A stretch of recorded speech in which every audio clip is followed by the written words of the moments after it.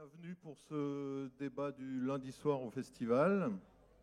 Donc aujourd'hui, on va s'intéresser à la question des coups d'État récurrents en Turquie, puisque le thème du débat s'intitule Du coup d'État militaire de 1980 à la nouvelle Turquie, entre guillemets, d'Erdogan.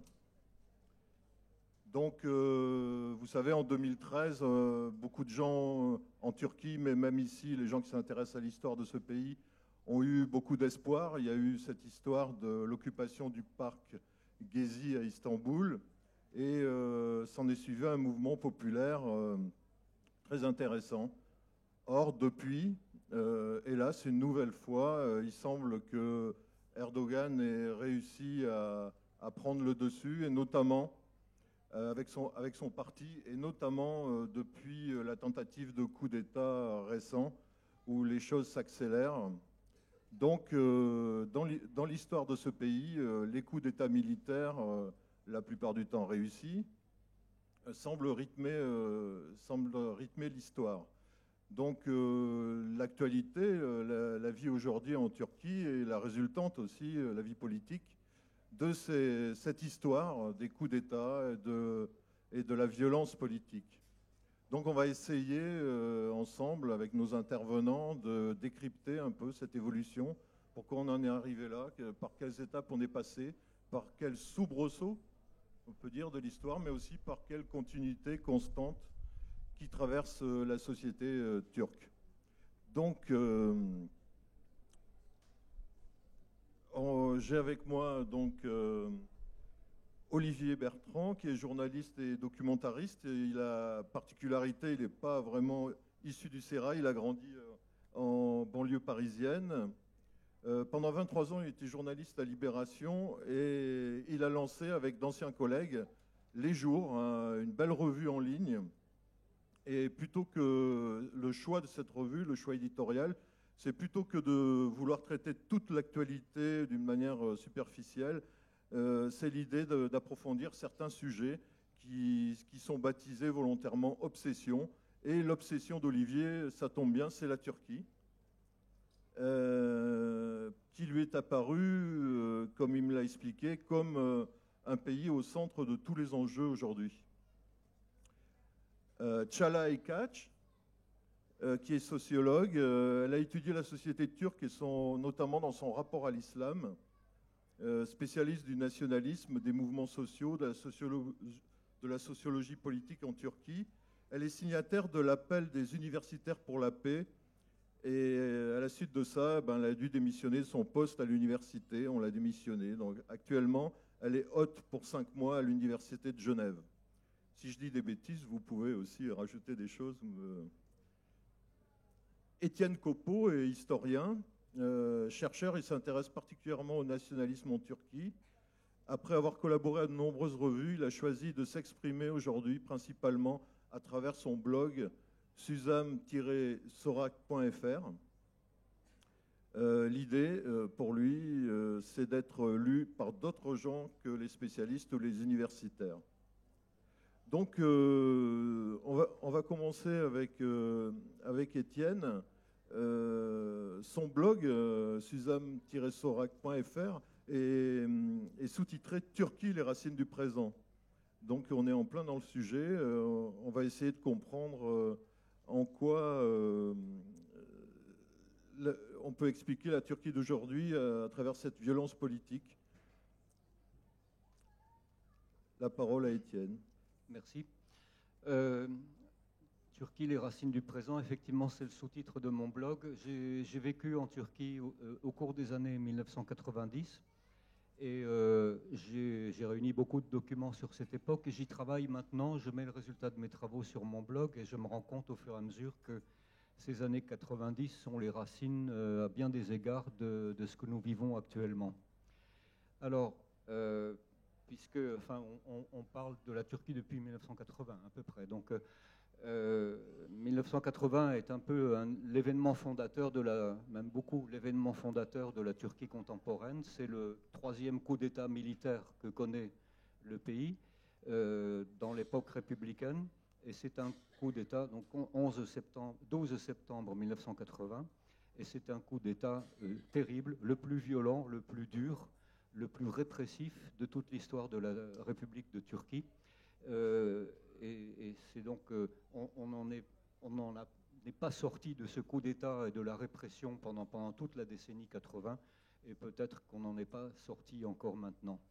Mais bref, l'histoire de la Turquie depuis cette date, 1980, est assez compliquée. Il y a eu donc une période militaire suivie d'une longue période de plus de 2 décennies d'alternance politique, de restauration de la vie, j'ose pas dire démocratique, mais d'une vie constitutionnelle avec des élections régulières, des partis, pluralisme, donc avec des alternances fréquentes.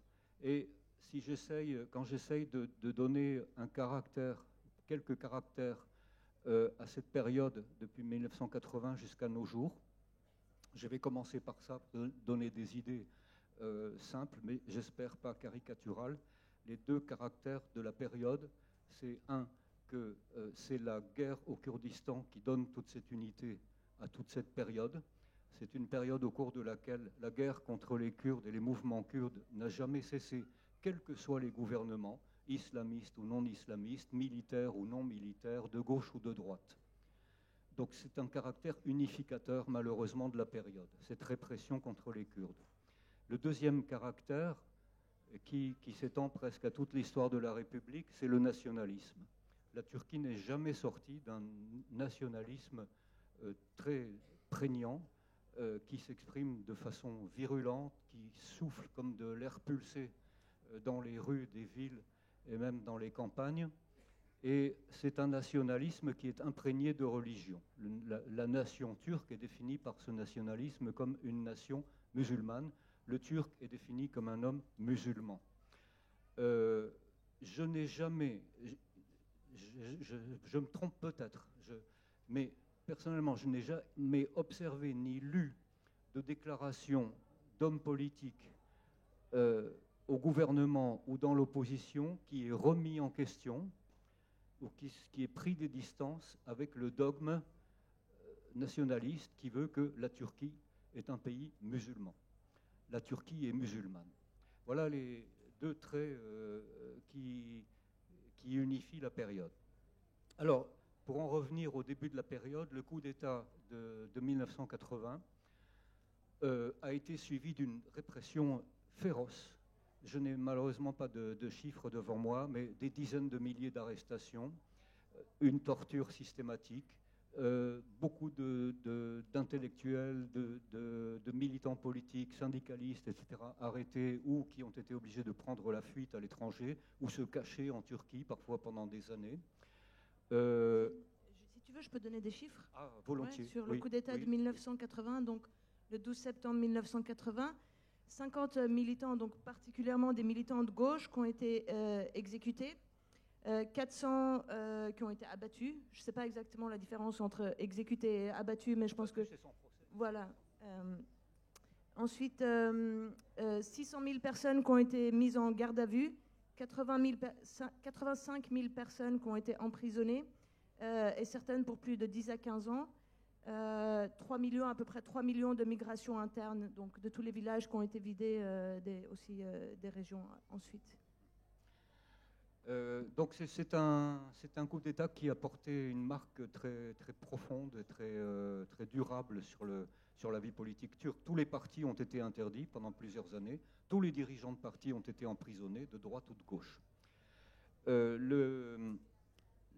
Je suis en train de lire une thèse qui est en train de se faire par une jeune chercheuse française, Sarah Cohn, sur les prisons de l'époque. Et la description du régime des prisons de cette époque est épouvantable.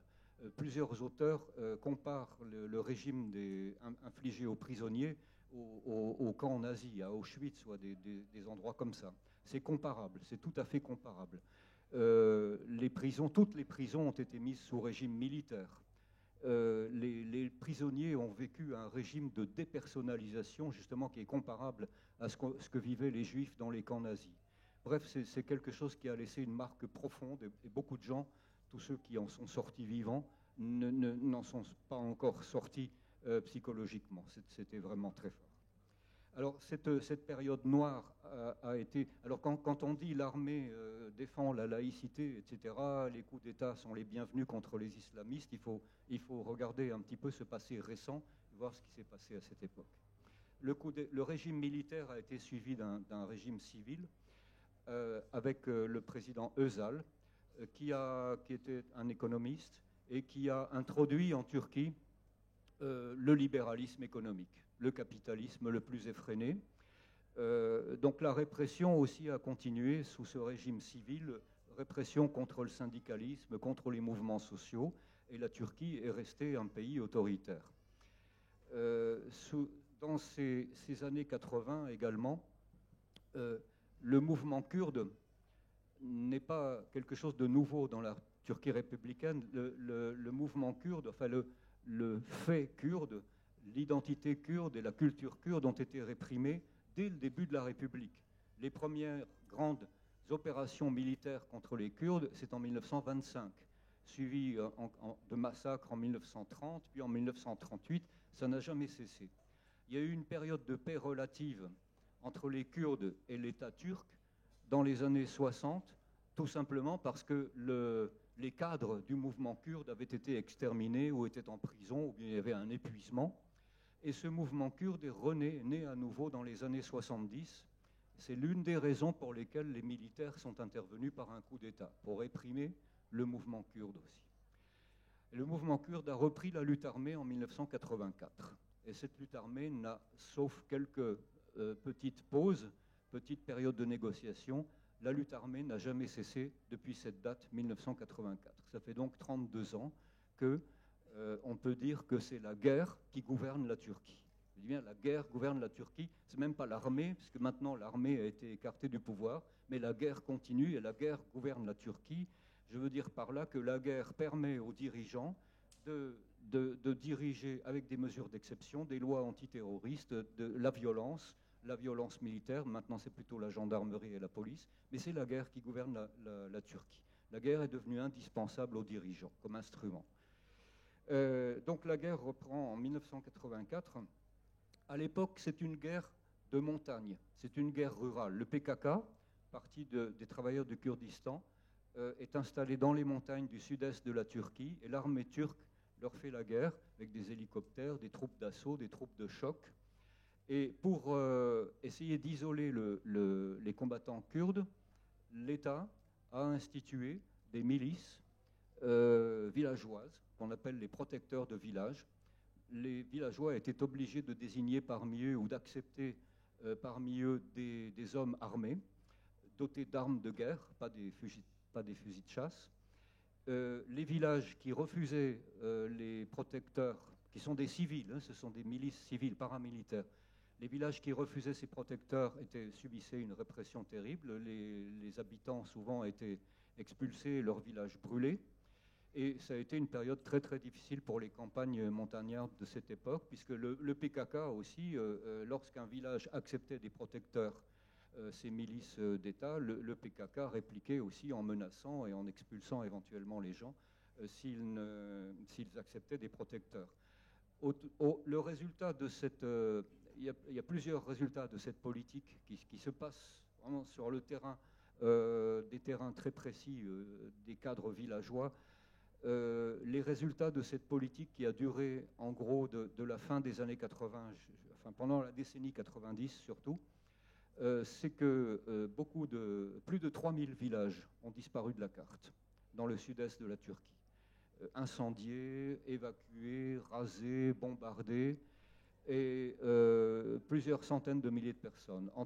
Selon les estimations, entre 300 000 et 1 million de personnes ont été obligées de migrer après avoir subi des violences terribles pendant cette migration, ont été obligés de migrer vers les villes, soit les grandes villes de l'Ouest, soit les villes du Sud-Est. Les villes du Sud-Est ont connu une croissance très rapide à ce moment-là.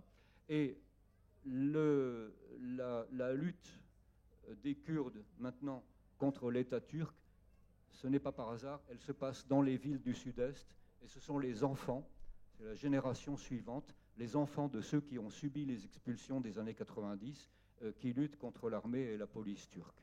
Ça, c'est la première conséquence de cette guerre. On voit encore, je travaille beaucoup sur Google Earth, je vois très bien les traces de ces villages abandonnés, rasés, incendiés. On ne voit plus que les fondations des maisons, mais on arrive à les retrouver sur les images satellites. La deuxième conséquence, c'est la naissance ou le renforcement de ce que les Turcs appellent l'État profond, c'est-à-dire des institutions ou des mécanismes infra-gouvernementaux, ou on pourrait dire aussi supra-gouvernementaux, qui sont plus forts que les gouvernements, qui gravitent autour de l'armée, l'armée ayant bien entendu un pouvoir immense pendant cette période, autour de l'armée, c'est-à-dire ses protecteurs qui sont plus de 100 000, des milices extrêmement nombreuses qui sont disséminées dans tout le sud-est de la Turquie, qui sont armées, qui parfois revendent leurs armes pour obtenir de l'argent, rachètent de la drogue et font du trafic dans tous les sens, un trafic international avec l'Irak, l'Iran, et qui deviennent une sorte d'État dans l'État, manipulé à la fois par l'extrême droite, les mafias et les chefs de tribus. Le sud-est de la Turquie, pendant cette période, a été retribalisé. Le phénomène tribal était en déclin et l'État a encouragé au contraire à redonner une puissance aux tribus parce que les tribus étaient un moyen de contrôle de ces régions. Donc l'État profond est devenu une sorte d'État officieux qui a dirigé, on peut dire, en sous-main la Turquie pendant des années, peut-être encore maintenant.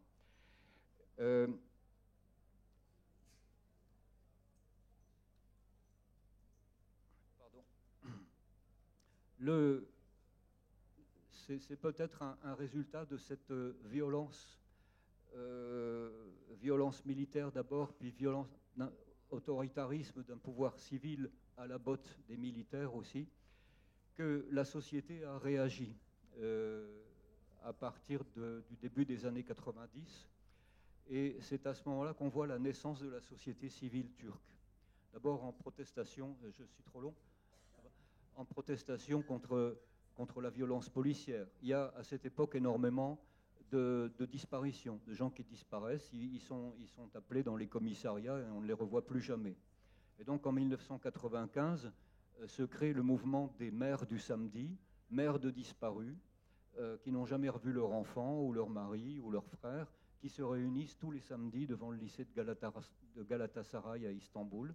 Et depuis mars 1995, ce mouvement n'a jamais cessé. C'est un des mouvements de société civile emblématiques de la Turquie.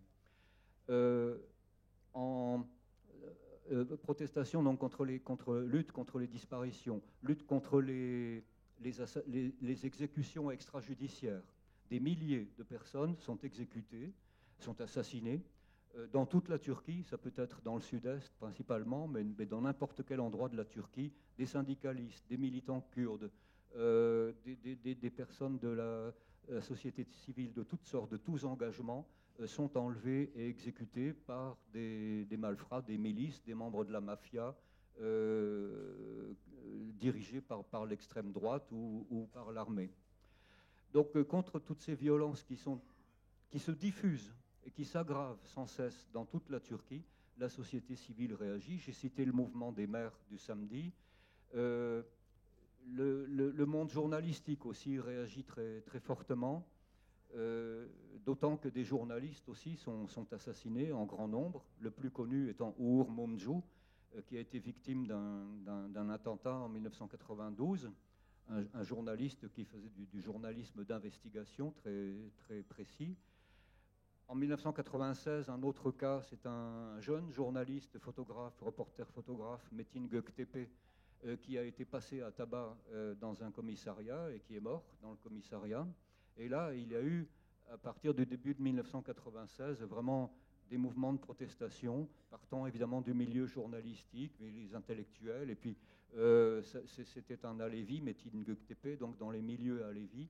Là, il y a eu des réactions touchant une grande partie de la société turque. Un mouvement, par exemple, qui a duré plusieurs mois, qui consistait à éteindre sa lumière à une heure précise de la soirée dans toutes les villes de Turquie pour marquer sa réprobation contre la violence. Et l'autre grand événement des années 90, c'est l'arrivée au pouvoir. Pendant tout ce temps, le courant islamiste se développe. J'ai oublié de dire peut-être tout à l'heure qu'il a été, enfin que la religion a été encouragée par l'armée.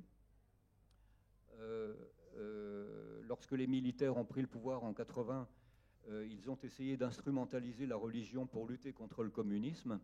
Et ils ont rendu l'enseignement religieux obligatoire dans les écoles. Ils ont favorisé la création d'écoles et de lycées religieux. Ils ont favorisé les confréries religieuses, etc.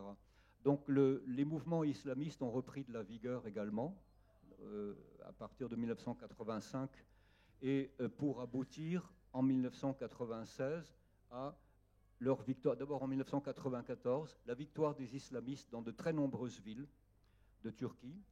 Istanbul et Ankara en particulier sont dirigés depuis 1994 par des maires islamistes et à Istanbul, à cette date, c'est Recep Tayyip Erdogan qui devient maire d'Istanbul.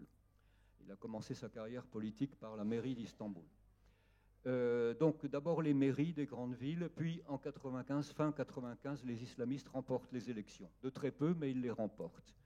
Et tous les autres partis essayent de les empêcher d'accéder au pouvoir, mais en juin 96, un gouvernement de coalition avec des islamistes est formé. Le chef du gouvernement est le président du parti islamiste Refa. Ce gouvernement dure un an, jusque juin 97. Il a été mis à bas par un coup d'État militaire sans violence, un coup d'État militaire soft. C'est-à-dire que l'armée a fait quelques manœuvres auparavant. Début février 97, a sorti quelques chars dans les banlieues d'Ankara pour servir d'avertissement. Et ensuite, à la fin de 1997, l'armée a proclamé un ultimatum au gouvernement islamiste. Et c'est vraiment révélateur de la puissance de l'armée et de la peur qu'avait tout le monde de l'armée à l'époque. C'est qu'il a suffi que l'armée menace d'intervenir pour que quelques mois plus tard, le gouvernement islamiste démissionne. Après, bon, il a fallu encore les pousser un peu par quelques pressions, quelques menaces. Mais la menace d'intervention était déjà une intervention. C'est assez, ça paraît bizarre maintenant quand on voit le contexte actuel, la puissance de l'armée à l'époque. Donc cette première expérience c'était pas la première, cette expérience de gouvernement islamiste a peut-être préparé le terrain à ce qui s'est passé 5 ans plus tard, la victoire électorale du parti d'Erdogan, l'AKP, mais cette victoire de 2002 du parti d'Erdogan est assez surprenante. Il y a eu entre les deux dates, entre 1997 et 2002, des péripéties politiques étonnantes, puisque l'armée a défait ce gouvernement et l'armée a réussi à imposer la démission plutôt à destituer le maire d'Istanbul, Erdogan. Parce que Erdogan avait prononcé quelques paroles à connotation religieuse au cours d'un discours. L'armée l'a accusé de trahison contre l'État laïque, a obtenu la destitution d'Erdogan. Il a perdu son poste de maire d'Istanbul. Il a été interdit de vie politique à vie. Et la presse s'est moquée de lui à l'époque en disant « ce type ne pourra même plus être maire de village ». Vous voyez un peu le retournement de situation quand on voit la situation actuelle. Erdogan était fichu. Il a réussi à remonter, à refaire sa carrière par un parti. Le parti Refa a été interdit, fermé. Mais tout ce mouvement a réussi à refaire surface pour aboutir, comme vous le savez, au plus grand succès que les islamistes aient jamais connu en 2002, puisqu'ils sont au pouvoir depuis. C'est la plus longue période de pouvoir islamiste en Turquie depuis la République, de toute l'histoire républicaine. Voilà, j'ai peut-être été assez long, puisque la période actuelle est mieux connue. Si vous voulez, on peut aussi vous donner la parole pour, si vous avez besoin d'éclairage sur cette période de l'histoire, avant de passer à ce qui se passe aujourd'hui. Voilà, il y a quelqu'un là-bas qui... S'il y a un micro.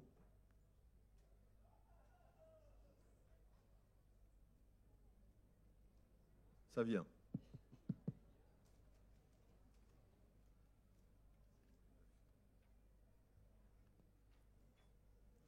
Un monsieur ici, là. Levez la main, s'il vous plaît.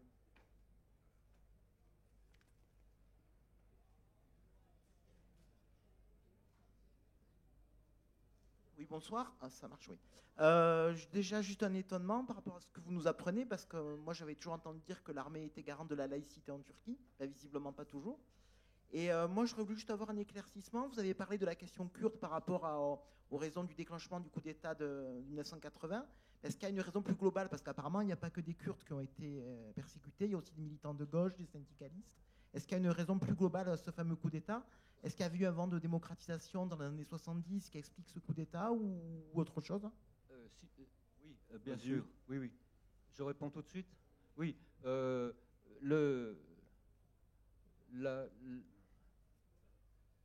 La période de 71 à 80 a été extrêmement troublée en Turquie. C'était une quasi-guerre civile. Il y a eu des mouvements extrémistes de gauche et de droite, surtout de droite, et des mouvements islamistes aussi, qui s'affrontaient, qui en arrivaient, qui étaient tellement forts qu'ils créaient des zones libérées dans les villes. Il y avait des quartiers dans toutes les villes, des quartiers fachos, des quartiers d'extrême gauche, etc. L'État était absent de beaucoup de quartiers de ville. Ces tendances extrémistes se faisaient la guerre, vraiment la guerre. Il y avait chaque jour plusieurs tués dans les rues des villes. C'en est arrivé à un point tel que l'armée a cru bon de faire ce coup d'État pour mettre de l'ordre, entre guillemets. Je me souviens qu'à cette époque, juste après le coup d'État, j'avais des amis turcs qui étaient soulagés. Bon, ils se sont sûrement mis le doigt dans l'œil en pensant que ce rétablissement de l'ordre allait faire du bien à la Turquie. En tout cas, oui, l'ordre a été rétabli, ça c'est sûr. Mais bon, ça venait après une période extrêmement troublée, que tout le monde souhaitait en Turquie que quelque chose mette fin à cette quasi-guerre civile, oui. Il y avait une autre donnée dans cette question, c'était le rapport entre l'armée garante de la laïcité contre l'islam. Alors soit tu réponds, soit quelqu'un d'autre qui voudrait répondre là-dessus. Oui, l'armée, en fait, l'armée a toujours gouverné la Turquie, puisque Mustafa Kemal était un militaire. L'armée, il a pris le pouvoir à la suite d'une guerre en Anatolie, guerre étrangère d'abord, guerre en Anatolie. Donc l'armée a toujours eu un pouvoir prépondérant. Elle a même eu la prépondérance sur le pouvoir civil par l'intermédiaire d'un organisme qui dernièrement s'appelait le Conseil de sécurité nationale, mais il avait d'autres noms avant, et qui avait la prépondérance sur le pouvoir civil. C'était une réunion des chefs d'état-major qui faisait l'ordre du jour et qui convoquait les ministres tous les mois pour diriger la politique. Alors, quant à la laïcité de l'armée, le mot laïcité, il est plein d'ambiguïté en ce qui concerne la Turquie, même en France aussi. Mais on peut entendre par laïcité le fait que l'armée effectivement luttait contre l'islamisme, les mouvements politiques, les mouvements d'islam politique, puisqu'ils ont réussi à obtenir la démission de ce régime de 1997. Mais ça, c'est quelque chose de mondial aussi. C'est qu'à l'époque, c'était encore l'époque de l'URSS et des mouvements communistes, et que les Américains ont fait la même chose en Afghanistan. On a cru bon, les dirigeants des puissances occidentales à l'époque ont cru bon soutenir les mouvements islamistes. Ben Laden a été armé par les Américains, hein. Donc soutenir les mouvements islamistes pour faire rempart contre le communisme. Alors évidemment, ça n'est pas du tout de la laïcité, mais même comme je l'ai dit sur le plan intérieur, l'islam a été favorisé, tout simplement aussi parce que l'armée, plus que garante de la laïcité, elle est garante du nationalisme, de la nation, du patriotisme, des valeurs nationales. Et du moment que ces valeurs ont été définies comme musulmanes, l'armée se comporte aussi ainsi. J'ai collectionné des photos, de très très nombreuses photos de presse, d'hommes d'État, d'hommes politiques, de chefs de parti, de droite, de gauche, de partout, et de généraux et de chefs d'état-major qui font la prière en public et qui se comportent en bons musulmans en public pour bien montrer que l'armée n'est pas contre la religion. Voilà. Ok, est-ce qu'il y a un autre commentaire? Oui, je vais me permettre de rappeler le fameux accident de Susurluk C'est ça qui a fait plutôt ce mouvement. Pour ceux qui ne connaissent pas, je crois que c'était en novembre 96. Il y a eu un accident en Turquie, un accident de voiture banal. Claude Chabrol l'aurait appelé la pute, le député et le mafieux. C'est exactement ce qui s'est passé, qui a dévoilé que en fait, cet état profond était bien plus profond que le peuple turc ne le savait, et que voilà, c'était la première fois que ce peuple apprenait qu'il y avait quelque chose qui se manigançait, parce que comme c'était un accident banal, tout le monde l'a su par rapport à cet événement. Et c'est ça qui a fait surtout le relèvement qu'on a appelé plus tard une minute pour le réveil. Pour obtenir la lumière. Une minute pour obtenir la lumière, c'est plutôt ça qui a fait que les gens étaient en train de faire une minute avec les interrupteurs, et surtout aussi la première fois qu'on a entendu, après, c'était le précurseur de Gezi, si vous voulez, pour tabasser les casseroles, etc. Voilà, juste pour j'en ai pas parlé parce que j'avais peur d'être trop long, mais c'est l'événement clé. Pour la société civile, ça a été le moment clé. Oui. Merci. Et alors, Olivier, aujourd'hui, cet état profond, il n'existe plus. C'est allé un petit peu vite. Pour passer peut-être de la Turquie que nous décrit Étienne Copeau, la Turquie des années 80, des années 90, à la Turquie d'aujourd'hui, celle du coup d'État manqué du mois dernier, peut-être que ce qui est intéressant, c'est d'essayer de chercher quelles sont les constantes et quels sont les changements. Dans les constantes, peut-être d'abord un pays qui restait un pays autoritaire, patriarcal, et ça me paraît important pour comprendre comment il fonctionne partout, en politique, dans la police, mais également dans l'entreprise, dans la famille. Un pays également qui est un pays démocratique, mais qui n'a peut-être comme attribut de la démocratie qu'un mode électoral démocratique, mais qui pour le reste a des problèmes toujours avec la liberté d'expression, peut-être plus que jamais, des problèmes avec la justice qui est complètement tenue. Ensuite, dans les constantes, un pays qui a toujours des problèmes, et depuis bien avant les années 80, depuis un siècle, avec ses minorités. Un pays qui nie ses minorités pour rechercher une pureté turque qui n'existe pas, qui est un fantasme, mais qui pour ça broie les minorités, et avant tout les Kurdes, et c'est l'autre constante. Aujourd'hui, le peuple kurde en Turquie est toujours le premier qu'on va aller agresser et tuer quand, par exemple, à l'été 2015, il s'agit d'aller renouer avec un nationalisme, retrouver une majorité en soudant les nationalismes. Pour ça, le meilleur moyen était de déclarer une guerre au Kurdistan turc pour ressouder et trouver une majorité quelques mois plus tard. L'état profond, alors est-ce que ça n'existe plus sous cette forme? Sans doute, mais par exemple, il y a quelques mois, je travaillais justement au Kurdistan, à Cizre, à Diyarbakir, qui sont des villes qui sortaient de couvre-feu, qui avaient vécu des atrocités, dans des quartiers qui ont été quasiment entièrement rasés, dans lesquels, à plusieurs endroits, des hommes ont été exécutés dans des décombres avant que leur corps soit brûlé. Et les gens que j'ai rencontrés là-bas, des témoignages vraiment constants, il faut continuer à travailler pour réussir à prouver ça, mais il y a beaucoup de témoignages très concordants qui expliquent que travailler aux côtés des militaires et des gendarmes, des forces spéciales, de la police et de la gendarmerie, pour être plus précis, des milices qui avaient des costumes sombres, avec des hommes arabes, avec les yeux clairs, selon de fortes probabilités, des gens venus de Syrie.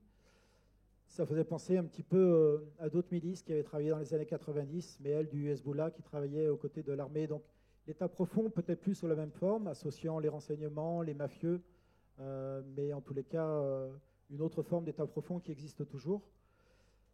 Autre constante, peut-être la culture du déplacement des populations, des déplacements forcés, des déplacements de masse, qui là aussi n'est pas nouveau, qui remonte au 19e siècle, qui a existé souvent au 20e siècle et qui existe toujours. En ce moment, ce qui se passe dans le sud-est de la Turquie, c'est ça aussi. Quand on rase des quartiers, quand on sème la terreur pendant des mois dans des villes sous couvre-feu, on force les populations à partir, on cherche l'exil, et ensuite, à la place, on est en train de reconstruire des nouveaux quartiers, tout neufs, avec des tours. Elles ne sont pas encore sorties, mais les plans existent déjà. Et il y a l'idée également de rééquilibrer les populations, d'installer là beaucoup de réfugiés, puisqu'on le verra tout à l'heure, une des clés importantes aujourd'hui, c'est la présence de plus de 2 millions de réfugiés. Et par exemple, dans des villes comme Gisre, comme Diyarbakir, on installe beaucoup de réfugiés syriens, sunnites, et avec une volonté assez évidente de rééquilibrer les populations. Voilà pour les principales constantes. Vous direz peut-être que vous en aurez d'autres. Sur les changements notables, il y en a quelques-uns et ils sont importants. Et peut-être que les premiers pouvaient nous permettre d'être optimistes. Il y a eu quand même des changements notables depuis le début des années 80, depuis les années 2000. L'armée d'abord. Le coup d'État du mois dernier a une particularité, c'est que c'est sans doute le premier coup d'État manqué en Turquie. Jusque-là, l'armée ne ratait pas ses coups d'État. Et elle était unanime, compacte, quand il s'agissait de renverser un gouvernement. Là, c'est un coup d'État qui est extrêmement curieux, qui laisse assez songeur. Par ailleurs, c'est un coup d'État manqué le premier. L'armée ne tient plus, la Turquie ne tient plus ce pays. Changement notable. Autre changement, à partir de 2000 et jusqu'en 2007, peut-être 2011, la Turquie a connu beaucoup de signes positifs d'ouverture pour les associations, pour le droit à la santé pour tous, les droits des femmes dans un premier temps, beaucoup de changements notables. C'est au moment où la Turquie était candidate, elle l'est toujours, mais on sait que c'est aujourd'hui une illusion, à l'adhésion à l'Union européenne. Autre signe également, le recul des assassinats et de la torture, jusqu'à aujourd'hui en tous les cas.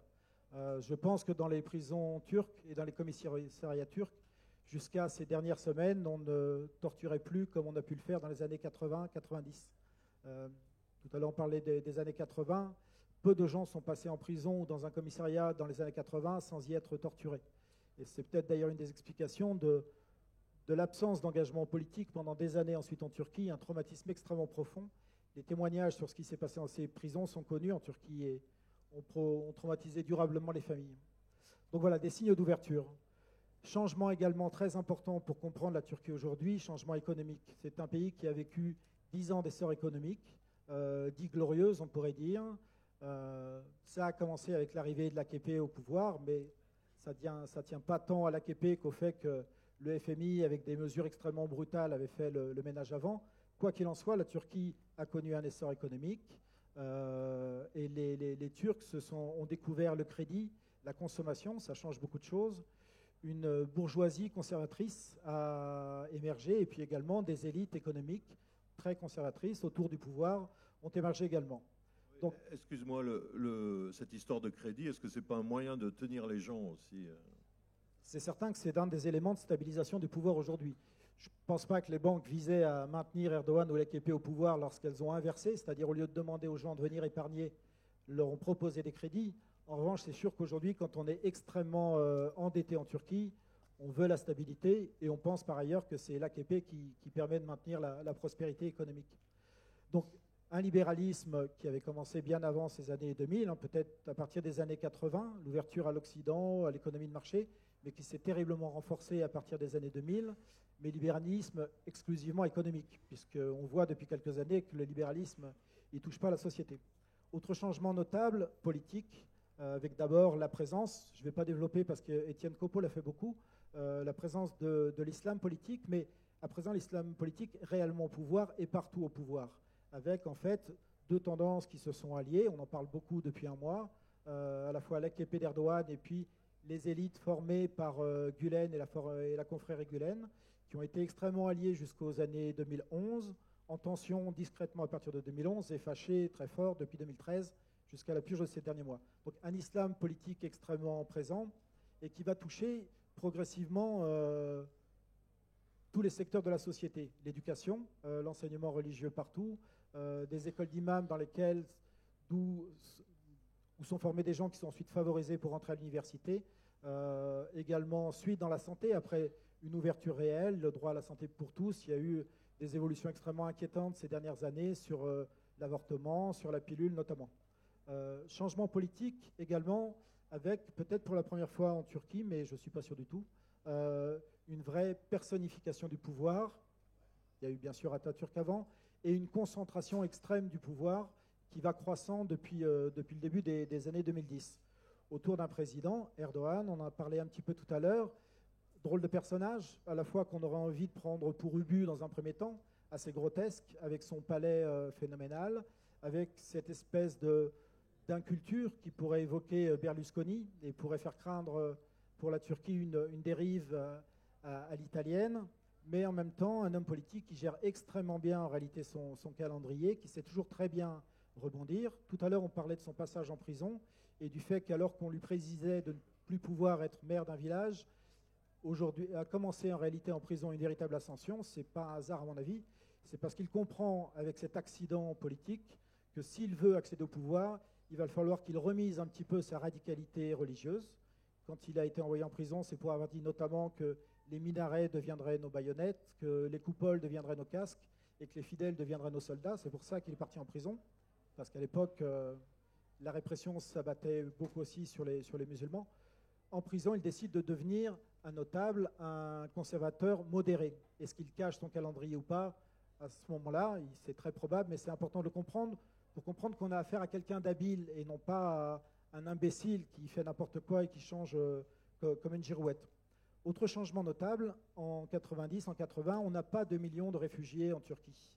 Et c'est extrêmement important parce que ces 2 millions, et sans doute plus de 2 millions, on s'approche probablement maintenant des 2,5 millions, parce que beaucoup de gens sont dans une situation informelle. Ces gens-là sont pris en otage et sont une véritable arme pour le pouvoir en place. Une arme à 3 niveaux, c'est-à-dire que ça permet à la fois, on l'a tous compris, de prendre l'Europe en otage, de tenir l'Europe par ses terreurs et par ses fantasmes, de lui dire « laissez passer tout ce qui se passe en Turquie, sinon on vous envoie des hordes de réfugiés », qui, à mon avis, pour une bonne partie d'entre eux, n'auraient peut-être pas envie de quitter la Turquie en réalité. Deuxième arme vis-à-vis des populations, des minorités, de nouveau, des Kurdes. Aujourd'hui, quand on essaye d'assimiler de force, quand on essaye de transformer les populations, comme je disais tout à l'heure, par exemple, on envoie sur un plateau où vivent 3000 Alevis, 3000 Alevis qui ont vécu un massacre en 1978, je crois que Tchala va en parler tout à l'heure, on envoie à cet endroit-là 27 000 réfugiés syriens sunnites. Et vous pouvez imaginer, j'y étais en fin mai, à quel point les populations qui vivent là sont extrêmement terrorisées. Et puis enfin, une arme, 2,5 millions de réfugiés, une arme économique, c'est-à-dire qu'au moment où la Turquie commence à ralentir après les 10 Glorieuses, et bien là, on a une main-d'œuvre qui n'est pas chère, qui permet de rassurer les patrons turcs et de faire baisser encore un petit peu le coût de la main-d'œuvre. Voilà. Ensuite, j'ai bientôt fini. Dernière clé importante, dernier changement important, je crois, pour comprendre où en est la Turquie aujourd'hui, et c'est essentiel, il faut comprendre par quel espoir est passée la Turquie. Il y a eu les ouvertures dont j'ai parlé dans les années 2000, mais il y a eu surtout 2013, il y a eu Gezi. Je ne m'attarde pas parce que là-dessus, je sais que Tchala va en parler. Il y a eu donc ce mouvement à la fois de révolte, mais également d'imagination, d'espoir de Gezi en 2013. Il y a eu le processus de paix qui venait de commencer, qui a duré pendant 2 ans. Là aussi, c'était un sacré espoir. Il y a eu la création du EDP, en français on dirait HDP, qui est un parti pro-kurde, mais qui s'ouvrait à d'autres minorités, qui s'ouvrait à la gauche, qui permettait aux Kurdes de ne pas être isolés. Et puis il y a eu surtout à la fois des victoires dans certaines municipales, l'accession par exemple d'élus homosexuels, élus parce que homosexuels, au municipal de 2014, d'ailleurs pas sur les listes du HDP. Et puis enfin, il y a eu les législatives du 7 juin 2006, qui est peut-être le pic de l'espoir, 2015, qui est peut-être le pic de l'espoir en Turquie. C'est-à-dire, pour la première fois depuis son arrivée au pouvoir, l'AKP reculait, Erdogan reculait, le HDP progressait. Et là, je crois que les gens qui sont allés en Turquie à cette période-là sont revenus avec l'impression que ce peuple, tout à coup, avait découvert l'espoir, avait une voie qui s'ouvrait devant lui. Et c'est là que l'horreur a commencé en réalité. Parce qu'à partir de ces législatives, la guerre a commencé dans le sud-est. On a commencé par attiser les tensions qui existaient depuis quelques mois de nouveau avec les Kurdes pour relancer une guerre, pour souder tout le peuple nationaliste et gagner les législatives du 1er novembre 2015. Les élections, le Parlement ayant été, le mot m'échappe, dissous. Voilà. Parce qu'aucune coalition ne pouvait se mettre en place. Du coup, le Parlement a été dissous. À partir de là, s'installe exactement l'inverse, c'est-à-dire le désespoir, les purges, qui ont commencé pendant quelques mois, jusqu'au coup d'État du 15 juillet dernier, étrange coup d'État, qui a permis de tout accélérer, accélérer les purges, accélérer la concentration du pouvoir et accélérer le remplacement un petit peu partout dans les ministères, dans l'éducation. On en est là aujourd'hui, on en est en Turquie, j'y étais juste après le coup d'État, et J'ai commencé à aller en Turquie en fait en novembre. Ça fait 1 an que je travaille sur la Turquie, pas plus. Je n'ai pas l'expérience, le recul de Étienne Copeau ou de Çağla Ayak, mais un œil neuf, tout en travaillant depuis 1 an, ça permet de sentir comme un pays évolue et comme il évolue vite et de façon extrêmement inquiétante. À chaque fois que je suis allé en Turquie, tous les 2 mois à peu près, depuis 1 an, j'ai vu les gens un petit peu plus inquiets, les gens un petit peu plus tendus. Et après le coup d'État, j'ai vu une sorte de basculement qu'on voit dans l'espace public. L'espace public qui, à partir de 2013, était ouvert. 2013, la révolte de Gezi a été suivie par une Gay Pride extraordinaire avec, j'ai peur de dire une bêtise, mais je crois qu'il y avait près d'1 million de personnes dans la rue à cette Gay Pride, mais il y a eu également la mort d'un jeune Kurde qui a mobilisé dans les rues des centaines de milliers de personnes. Puis progressivement, l'espace public a été interdit. Les 1er mai ont été interdits sur la place Taksim. La Gay Pride a été interdite 2 années de suite.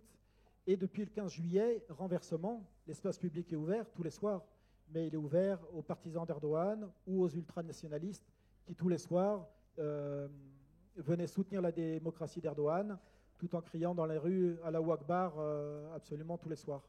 Voilà, on en est là, ce renversement et un sentiment, je crois, d'impuissance profond. Je vois énormément de gens rencontrés depuis 1 an qui ont dû quitter ce pays, comme Çağla, ou qui vont le faire dans les semaines qui viennent, qui l'ont fait cet été, qui ont choisi de partir, avec certains qui m'expliquent à quoi ça sert aujourd'hui de résister si le peuple veut ça. Hier, on pensait résister avec derrière nous un peuple silencieux qui demain allait nous suivre. Aujourd'hui, à quoi ça sert de résister si le peuple est dans la rue pour ces raisons-là? On en est là aujourd'hui en Turquie.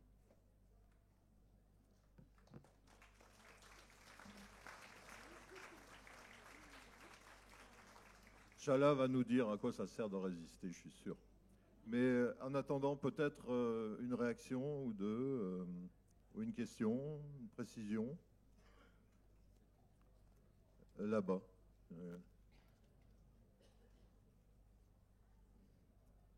Julien, excuse-moi, hein, je te fais courir.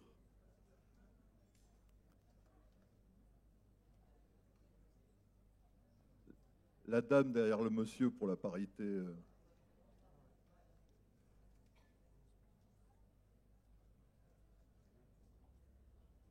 À propos de justement ce coup d'État, est-ce que vous pourriez nous apporter quelques précisions? Parce que ça arrange tellement bien Erdogan qu'on se demande un peu ce que ça peut cacher derrière.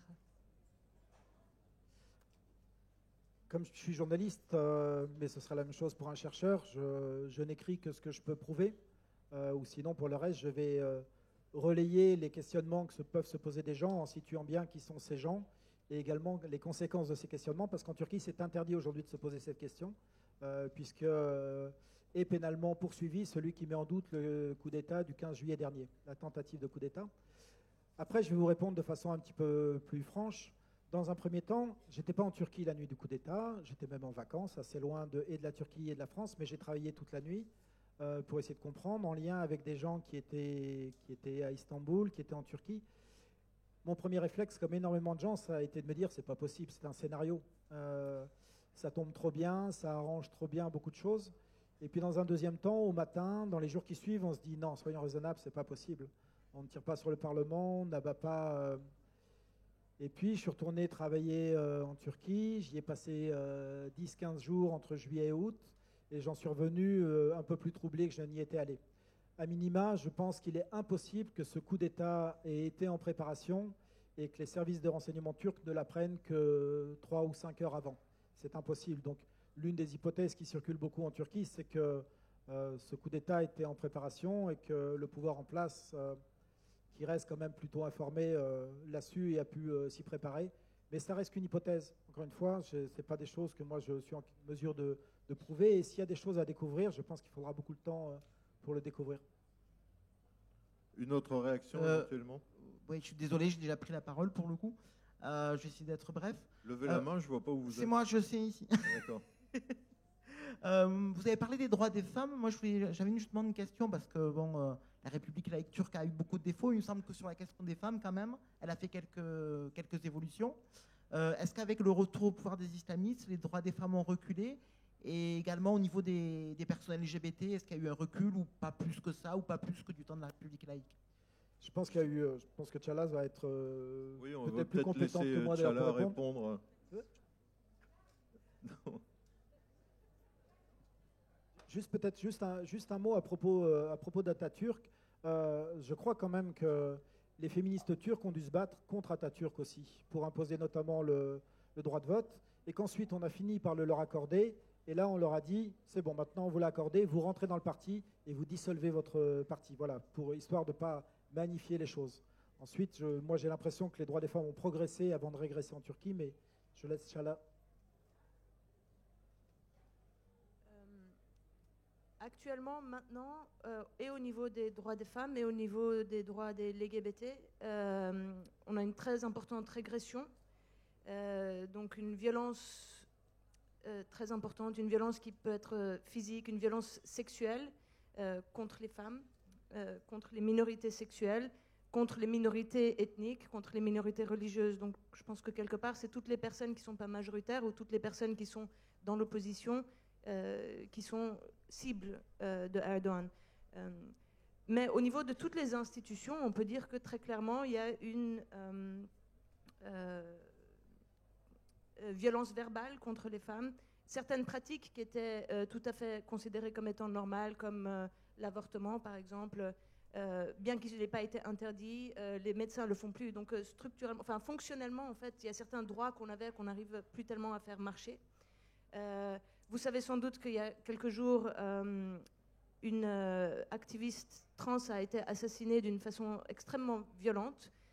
Donc elle a été violée, ensuite elle a été brûlée et laissée au milieu de la rue. Il y a 1 ou 2 semaines, on a un réfugié syrien qui était aussi gay, qui a été assassiné aussi d'une façon extrêmement violente, donc avec les membres qui ont été coupés.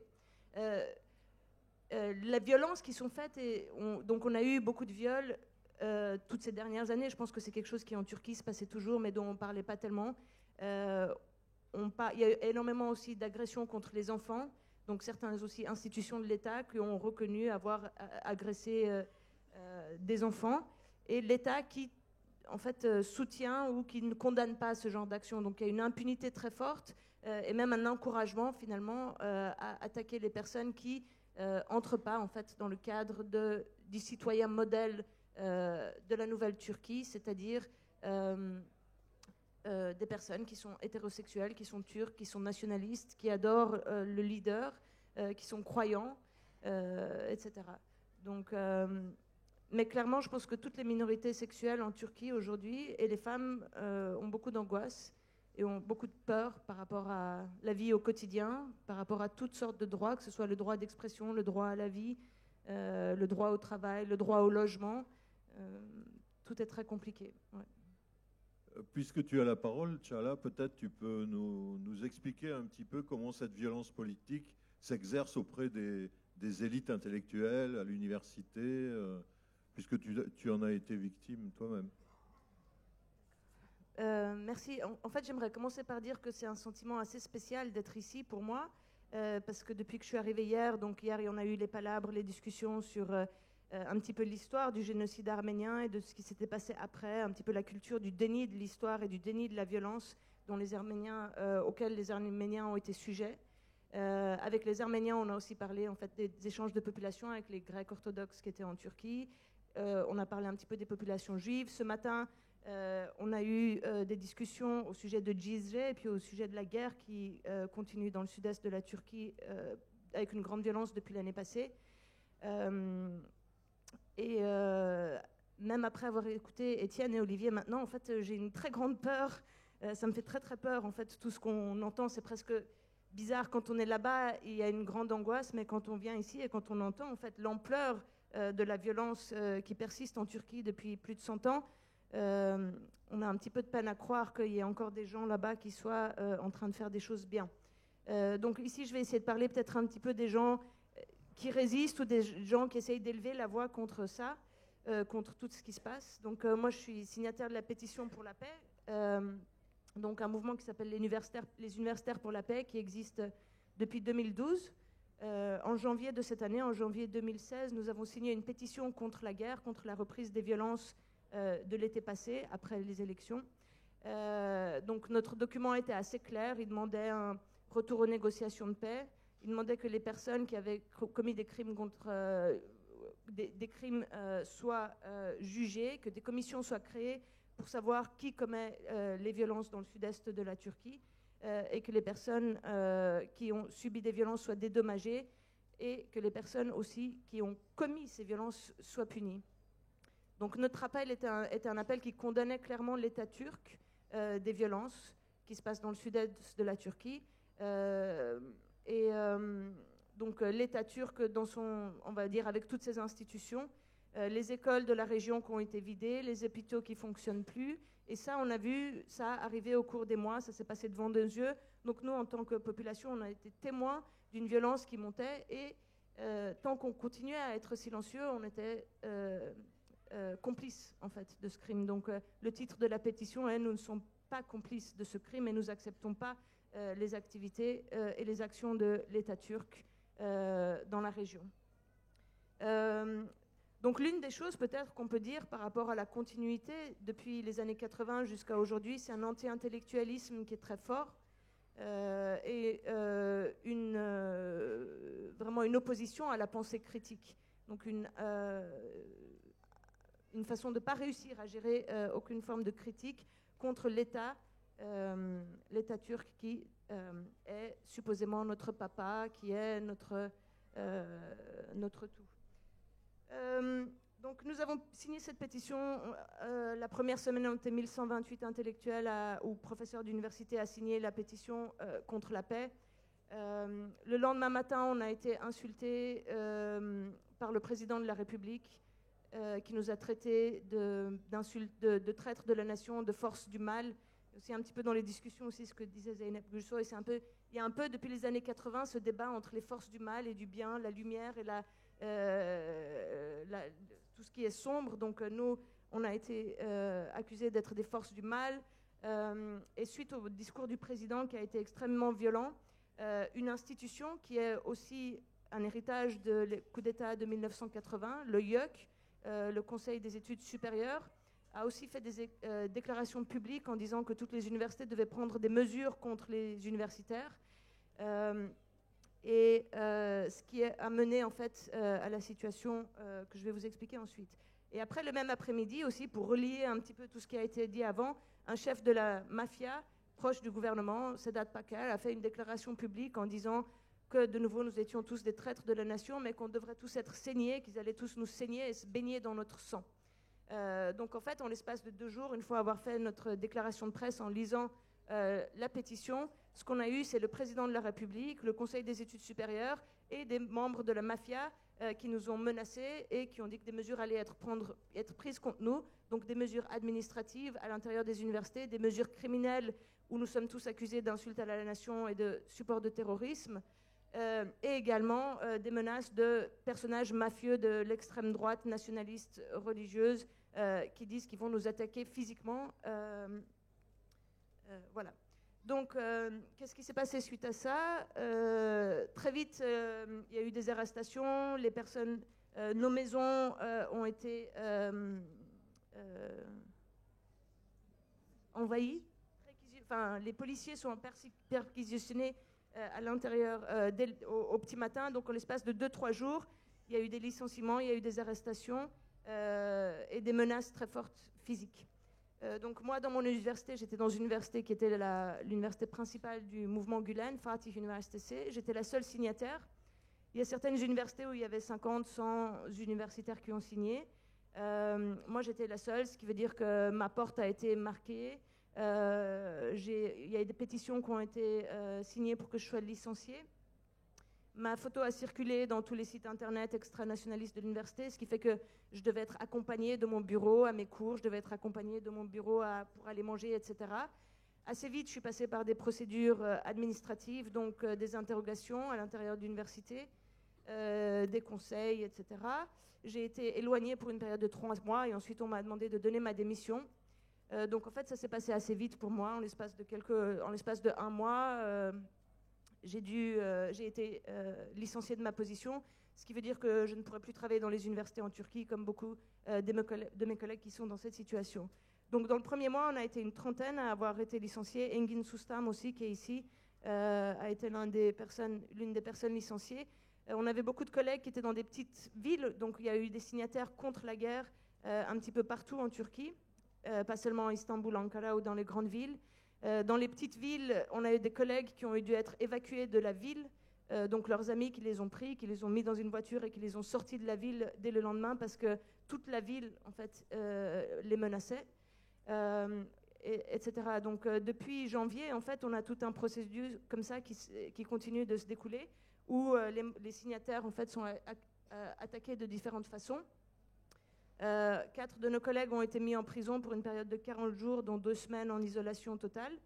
Et voilà, en fait, on continue à tous être en procès administratif. Après le coup d'État manqué, la violence a augmenté, en fait, dans les universités.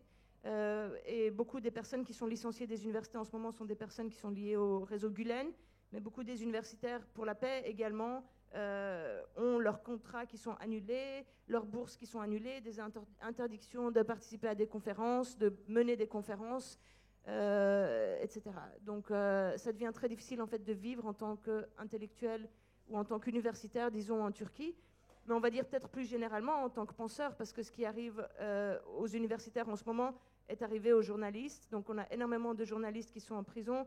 Vous avez sans doute entendu parler de ce qui s'est passé à Özgür Gündem, mais on peut dire clairement que les journalistes, surtout les journalistes de gauche et d'origine kurde ou des minorités, ont été attaqués depuis les années 80 très nettement, avec beaucoup de journaux qui ont été fermés, des journalistes disparus, des journalistes arrêtés, des journalistes torturés. En ce moment, je crois plus de 2000 journalistes qui sont en procès et plusieurs centaines de journalistes en prison. La même chose pour les étudiants, 800 étudiants en prison, donc on a nos étudiants qui sont en prison, qu'on n'arrive pas à faire sortir pour des raisons assez souvent complètement absurdes. Des penseurs, des écrivains qui sont en prison. La dernière en date, Aslı Erdoğan, qui a été arrêtée il y a quelques jours parce qu'elle aussi travaillait à Özgür Gündem. Vous savez que depuis plusieurs années, ce problème d'anti-intellectualisme et d'attaque sur les intellectuels continue en Turquie. Pınar Selek, dont Etienne Kopo a parlé, est en procès depuis plus de 20 ans et a été innocentée plusieurs fois. Elle sera ici dans quelques jours, je crois, pour parler. Donc ça, c'est quelque chose qui continue en Turquie depuis beaucoup d'années. Donc les violences physiques, les menaces, les arrestations, les disparitions des intellectuels. Pour faire un petit retour en arrière, après le coup d'État de 1980, il y a eu également un mouvement des universitaires contre les mesures autoritaires et antidémocratiques du coup d'État, donc contre toute la violence dont nous avons parlé, toutes les arrestations, les meurtres, les disparitions. En 1984, il y a 1400 intellectuels au sens large qui ont signé une pétition pour la démocratie, Aydınlar Dilekçesi. Et dans cette pétition, il n'y avait vraiment rien qui pouvait paraître comme une insulte à l'État, mais en fait une description très claire de ce qu'est la démocratie, avec des demandes d'un retour à un système démocratique, donc avec permettre à la société civile de fonctionner, aux syndicats, les libertés individuelles, le droit d'association, les libertés de penser, les libertés de publier, etc. À l'époque, déjà, les 1400 personnes qui avaient signé cette pétition, beaucoup d'entre eux avaient été arrêtés, avaient été mis en procès, et ils ont été en procès pendant plusieurs années, et ensuite ont été tous innocentés. Mais entre-temps, évidemment, les carrières, la pensée et la vie de toutes ces personnes ont été mises en suspens. Certains d'entre eux ont été assassinés entre-temps. Uğur Mumcu a été assassiné. Il faisait partie aussi des signataires. Aziz Nesin aussi est décédé entre-temps. Mais ce qui est assez, pour nous, intéressant, c'est que parmi les signataires de la pétition de janvier, il y avait également des signataires de la première pétition. Et donc on voit que depuis les 30 dernières années, il y a des personnes qui continuent à se battre et qui continuent, malgré les prix forts à payer, qui continuent à avoir un certain degré de dignité et à se positionner contre toutes les politiques autoritaires. Il y a certaines similarités entre la pétition de 1984 et celle de 2016. Premièrement, parmi les personnes qui se mobilisent autour de cette pétition, de ces pétitions, il y a une association en fait de certains genres de personnages. On a des écrivains, des universitaires, des journalistes, des avocats, des médecins, qui sont tous qui soutiennent ces pétitions. Donc nous, après qu'on ait signé la pétition, on était 1200 personnes à signer cette pétition, mais on a eu 50 000 étudiants qui ont signé une pétition. On a eu des écrivains qui ont signé une pétition aussi, qui disaient qu'eux aussi ne voulaient pas faire partie de ce crime-là. 2000 avocats qui ont signé, des médecins qui ont signé, des profs d'école qui ont signé en même temps. Donc ce qu'on voit en fait, c'est un peu une cristallisation de certaines forces qui impliquent les universitaires, les avocats, les médecins, les écrivains, qui se positionnent clairement contre ces politiques autoritaires.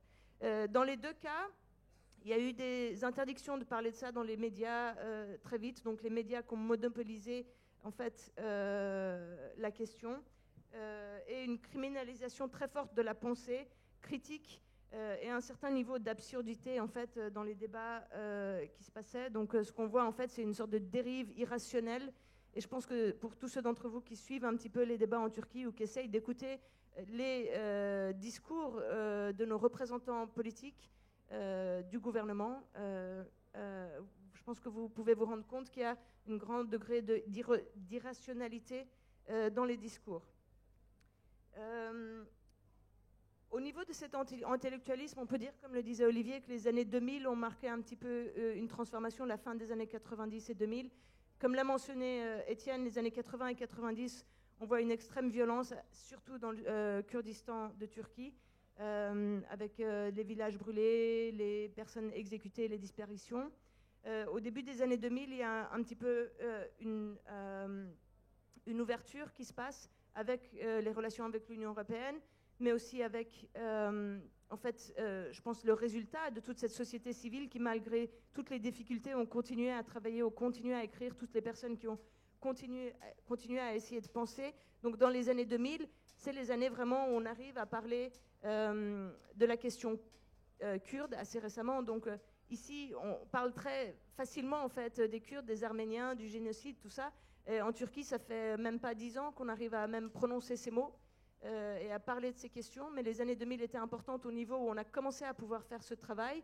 Et donc beaucoup d'intellectuels d'origine minoritaire ont pu commencer à publier leurs travaux. Ils ont toujours travaillé, mais par contre, ils devaient travailler dans des conditions très dures, avec des pressions constantes et des menaces sur leur vie. Et dans les années 2000, on a réussi un petit peu à ouvrir cet espace-là pour commencer à avoir des publications, donc des journaux bilingues, arméniens, turcs, kurdes, des dictionnaires, etc. 2013 a été un petit peu la culmination de cet espace, donc des années 2000. En 2013, on a eu beaucoup de joie, peut-être. Il y avait beaucoup d'humour. C'était un moment où, en fait, on a ressenti un grand sentiment de liberté. Vous savez que les révoltes ont commencé, en fait, contre la destruction du parc de Gezi, qui est au centre d'Istanbul. Pour ceux d'entre vous qui ne l'ont pas vu, il y a un très beau film sur l'urbanisation et sur les espaces communs en Turquie, Œkümenopolis, qui passait aujourd'hui, mais je crois qu'il va repasser. Donc il y a une très grande lutte contre en fait, toutes les politiques néolibérales qui entraînent et la destruction de la nature et la destruction des ressources culturelles et historiques, et aussi les déplacements des populations.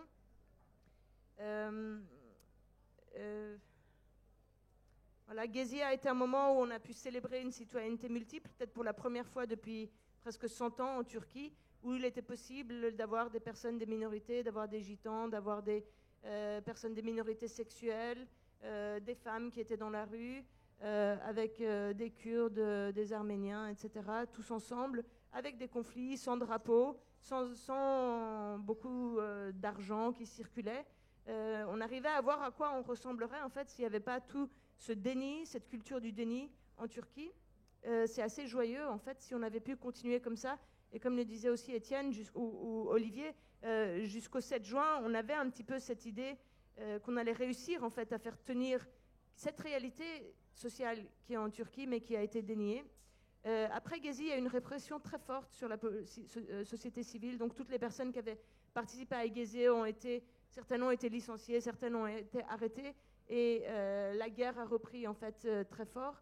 Les révoltes de Kobane, juste après les révoltes de Gezi, ont été un moment de rupture très fort parce qu'à Gezi, on avait réussi un petit peu à unifier l'espace géographique, un petit peu à se retrouver tous ensemble, un espace qui avait été coupé en fait en deux avec un blocus total sur ce qui se passait au Kurdistan, au sud-est de la Turquie.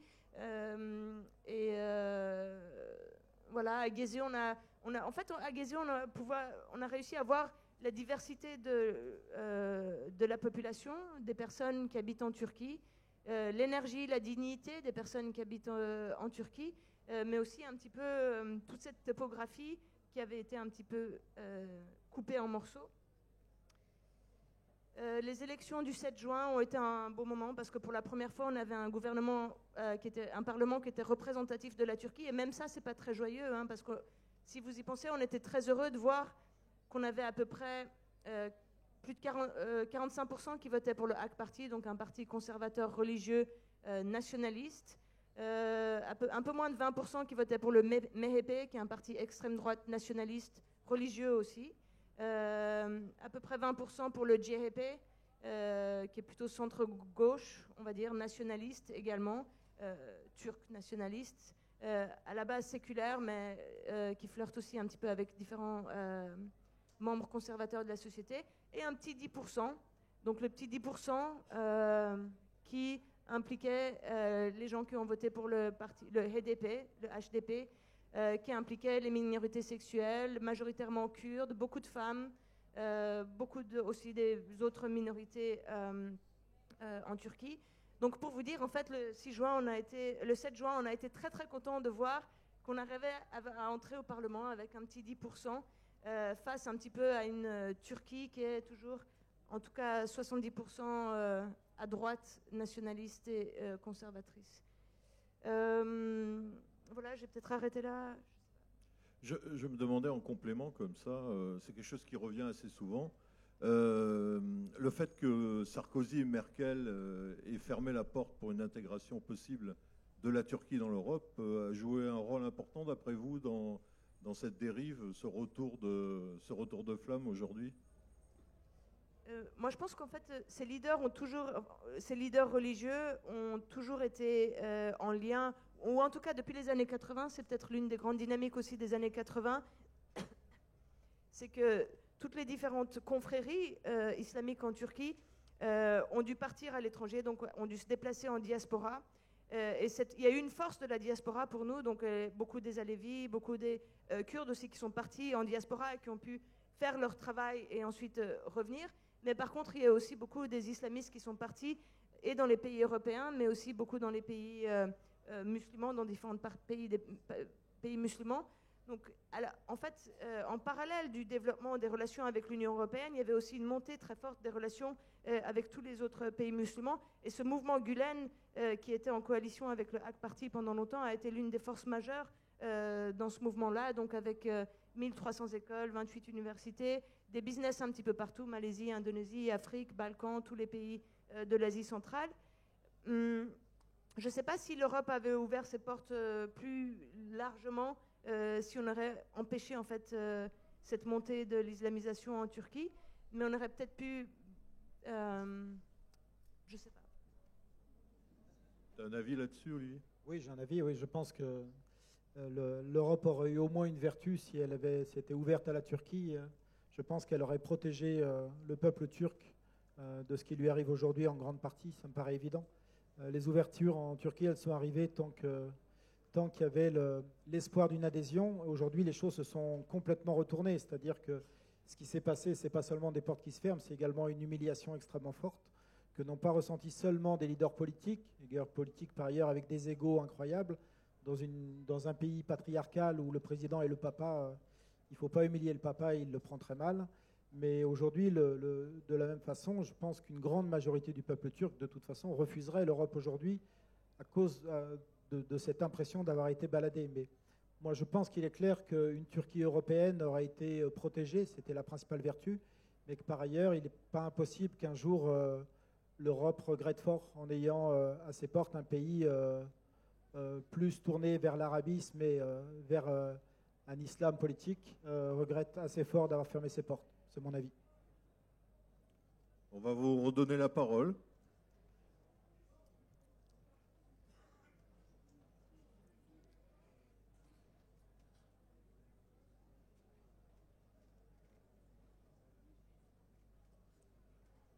Levez la main. La dame en vert d'abord, ici, là. Oui, j'aurais voulu poser une question à propos des universitaires turcs. Dans quelle mesure et par lesquels ont-ils été soutenus au niveau international par les autres universitaires? Merci pour cette question. Donc, en fait, on dit plutôt les universitaires de Turquie parce que parmi nous, il y avait des Kurdes, des Turcs, également des personnes des autres nationalités, mais c'est une question de s'habituer à peut-être formuler les choses comme ça. On a eu beaucoup de soutien international très vite, très rapidement. Je pense que c'est lié, on s'est beaucoup demandé la question de pourquoi est-ce qu'en Turquie on a eu tellement de soutien alors que nos collègues syriens, par exemple, ou nos collègues égyptiens n'avaient pas eu un tel soutien international, ou en Iran même. Et ce qu'on s'est rendu compte, en fait, c'est qu'en Turquie, beaucoup des intellectuels, pas beaucoup des intellectuels, mais une partie avait de très fortes relations, en fait, internationales. Donc, et également, il y avait beaucoup d'intellectuels étrangers qui venaient en Turquie assez régulièrement. Certains d'entre nous ont passé une partie de leur éducation en Europe, aux États-Unis, en Angleterre. Et il y avait un échange très important, en fait, comme ça. Donc, on a eu un soutien et de personnalités académiques importantes, Judith Butler, Noam Chomsky, etc. Mais en même temps, on a eu un soutien, en fait, à un niveau d'individus qui peut-être n'avaient pas des contacts directs, mais des instituts, des bourses qui ont été ouvertes, des personnes qui nous ont manifesté leur soutien et qui continuent, en fait, de manifester leur soutien. Engin et moi, par exemple, on a été invités à l'Université de Genève, premièrement pour une bourse de 1 mois, pour attendre de voir un petit peu ce qui se passait. Comme on avait été licenciés, on savait qu'on ne pourrait plus travailler dans les universités en Turquie, donc c'était ou changer de métier ou essayer de travailler en dehors du pays. On a beaucoup de collègues en Allemagne qui ont fait la même chose, donc beaucoup de bourses qui ont été ouvertes en Allemagne pour des périodes de 2-3 ans. En France également, mais des bourses beaucoup plus courtes en fait. Le consulat français même d'Istanbul qui a ouvert une quinzaine de bourses de 1 mois à 2 mois pour faire des invitations pour les universitaires de Turquie. On a des réseaux de solidarité aux États-Unis, en Angleterre, et on continue d'essayer de s'organiser.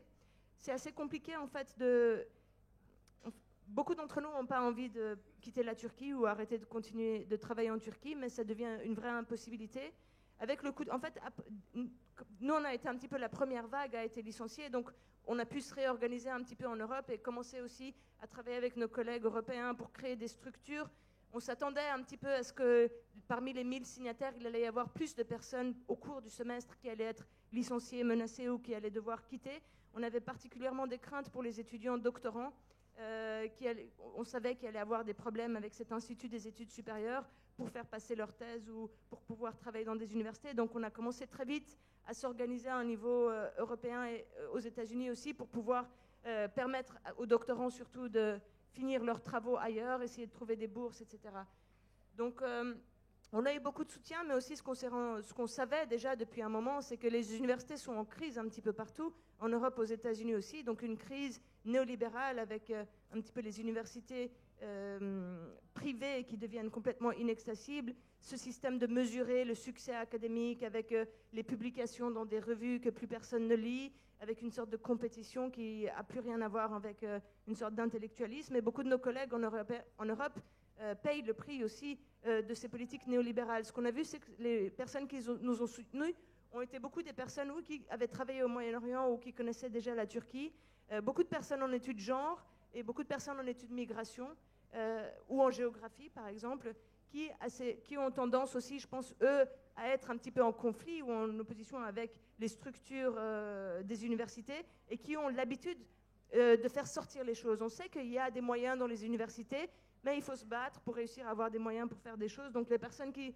nous ont soutenus, comme je l'ai dit, sont assez des personnes qui, dans leurs propres universités, à travers les sujets sur lesquels ils travaillent, ont l'habitude de faire des demandes politiques et d'avoir des résultats et de pousser le système. Et donc on pense qu'on va être beaucoup plus, on va devoir continuer à faire un petit peu bouger ces universités. Et c'est vrai que nos collègues en Europe payent aussi le prix un petit peu et de tout ce qui se passe avec le capital et l'université, mais aussi avec des départements qui sont fermés, donc les départements de philosophie, les linguistes, etc. Donc c'est une lutte commune et ce qu'on s'est rendu compte, en fait, c'est que tous les réseaux qu'on est en train de créer maintenant avec la Turquie, en fait, on arrive à s'étendre avec nos collègues syriens qui, eux aussi, avant nous, ont ouvert des bourses spéciales. Donc il y a un programme pour Scholars at Risk, il y a des structures pour les chercheurs en danger. Nos collègues qui sont en Égypte, certains des collègues en Éthiopie, Érythrée, etc. On est en contact avec des universitaires aussi qui travaillent pour créer des places dans les universités pour les réfugiés en général, donc en Hongrie, en Suisse, en France. Et ce qu'on voit, c'est qu'en fait, c'est à travers nous, avec nous et après nous, on est en train de créer des structures qui sont très importantes et on essaie aussi d'encourager les universitaires en Europe à se positionner contre leur gouvernement et les politiques de guerre, parce que ce qui est en train de se passer en Syrie, ce qui est en train de se passer en Turquie et tous ces problèmes de migration, c'est des problèmes qui sont aussi pour lesquels les dirigeants européens sont aussi responsables, les dirigeants américains sont responsables, tous les armes qui sont en train d'être vendues en Syrie, en Turquie, tout le soutien pour les islamistes, toutes ces politiques de migration sont des politiques qui sont aussi européennes et on essaie d'encourager tous les Européens à créer un vrai mouvement contre la guerre et contre la militarisation. Sinon, on va tous payer le prix en fait, de ce qui est en train de se passer.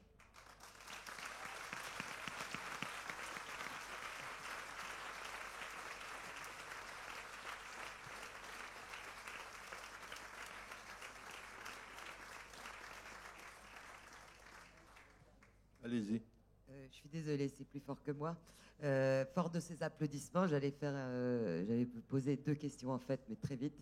La première, c'était l'implication de l'Europe et la fin de l'Europe, comme nous le savons, puisqu'il n'y a jamais eu peut-être d'Europe politique ni sociale.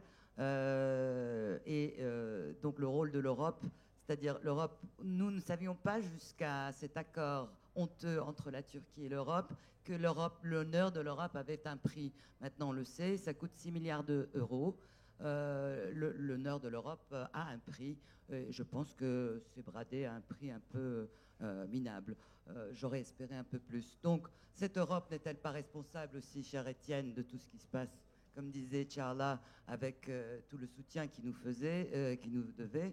On est dans une hypocrisie politique en Europe incroyable vis-à-vis de ce qui se passe en Turquie, avec un silence.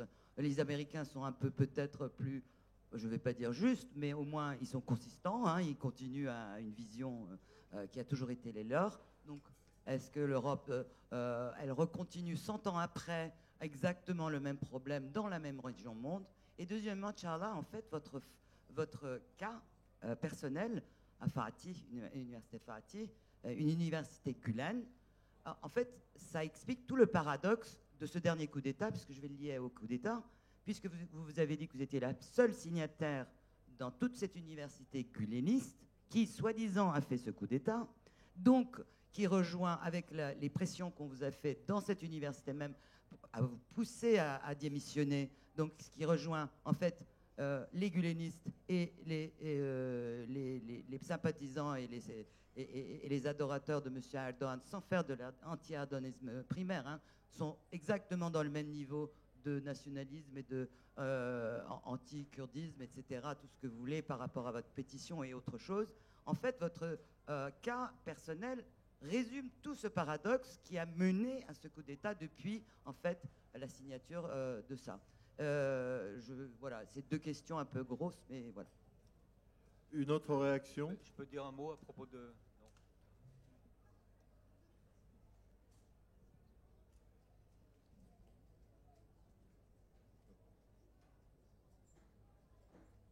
Moi, j'aimerais juste avoir au passage à la réponse à la question précédente. Je voudrais savoir qui est Gulienne, de qui on parle quand on parle des guliénistes. Ça me permettrait de mieux comprendre les articles dans la presse aujourd'hui en France aussi. Merci. Bon, c'est pas trop le sujet du débat, mais si quelqu'un veut expliquer rapidement.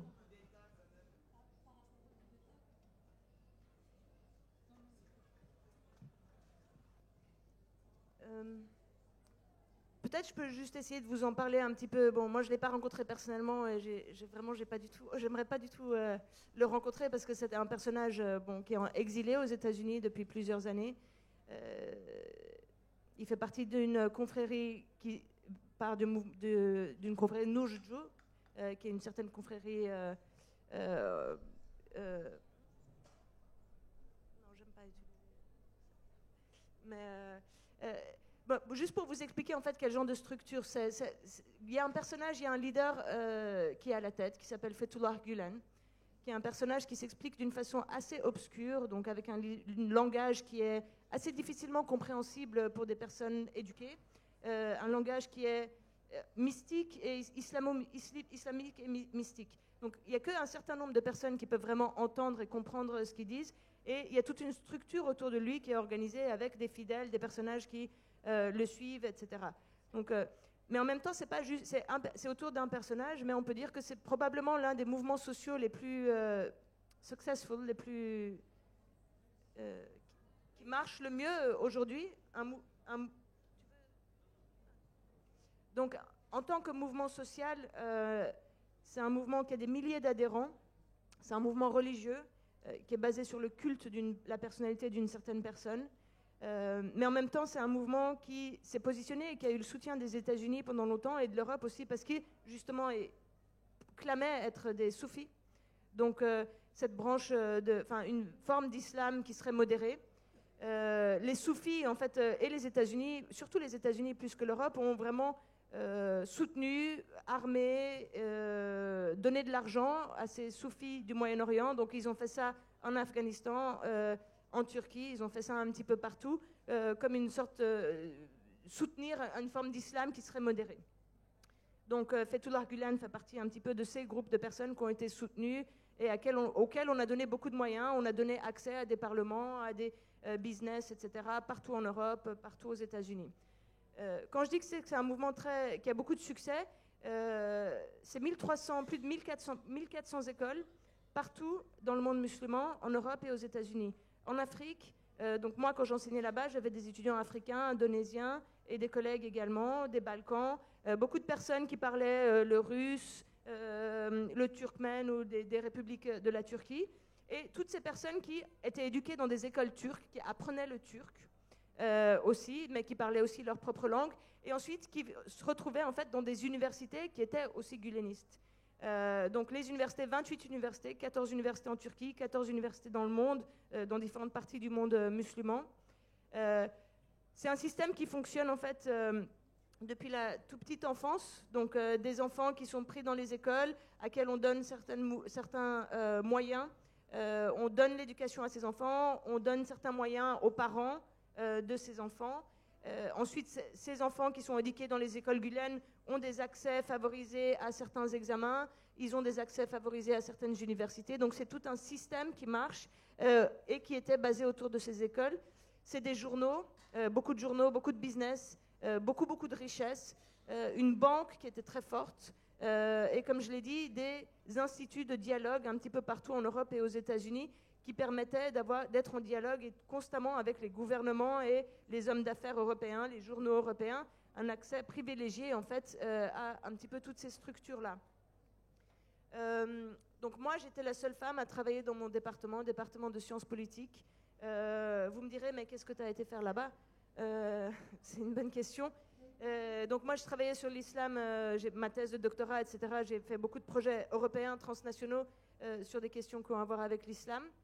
Quand je suis retournée en Turquie, il y avait beaucoup de personnes qui essayaient de retourner en Turquie, donc beaucoup de jeunes ou chercheurs des États-Unis qui avaient fait des études aux États-Unis ou différents endroits, voulaient retourner en Turquie parce que c'était une période qui était très riche, très dynamique intellectuellement en Turquie. Justement, on avait nos collègues kurdologues, etc., qui pouvaient commencer à faire et parler de leurs recherches. Donc pour nous, beaucoup d'entre nous, c'était beaucoup plus excitant d'être en Turquie ces dernières années que d'être en Europe ou ailleurs et d'essayer de se battre un petit peu dans cette machine compétitive d'intellectuels et écrire dans des journaux qui servent à rien.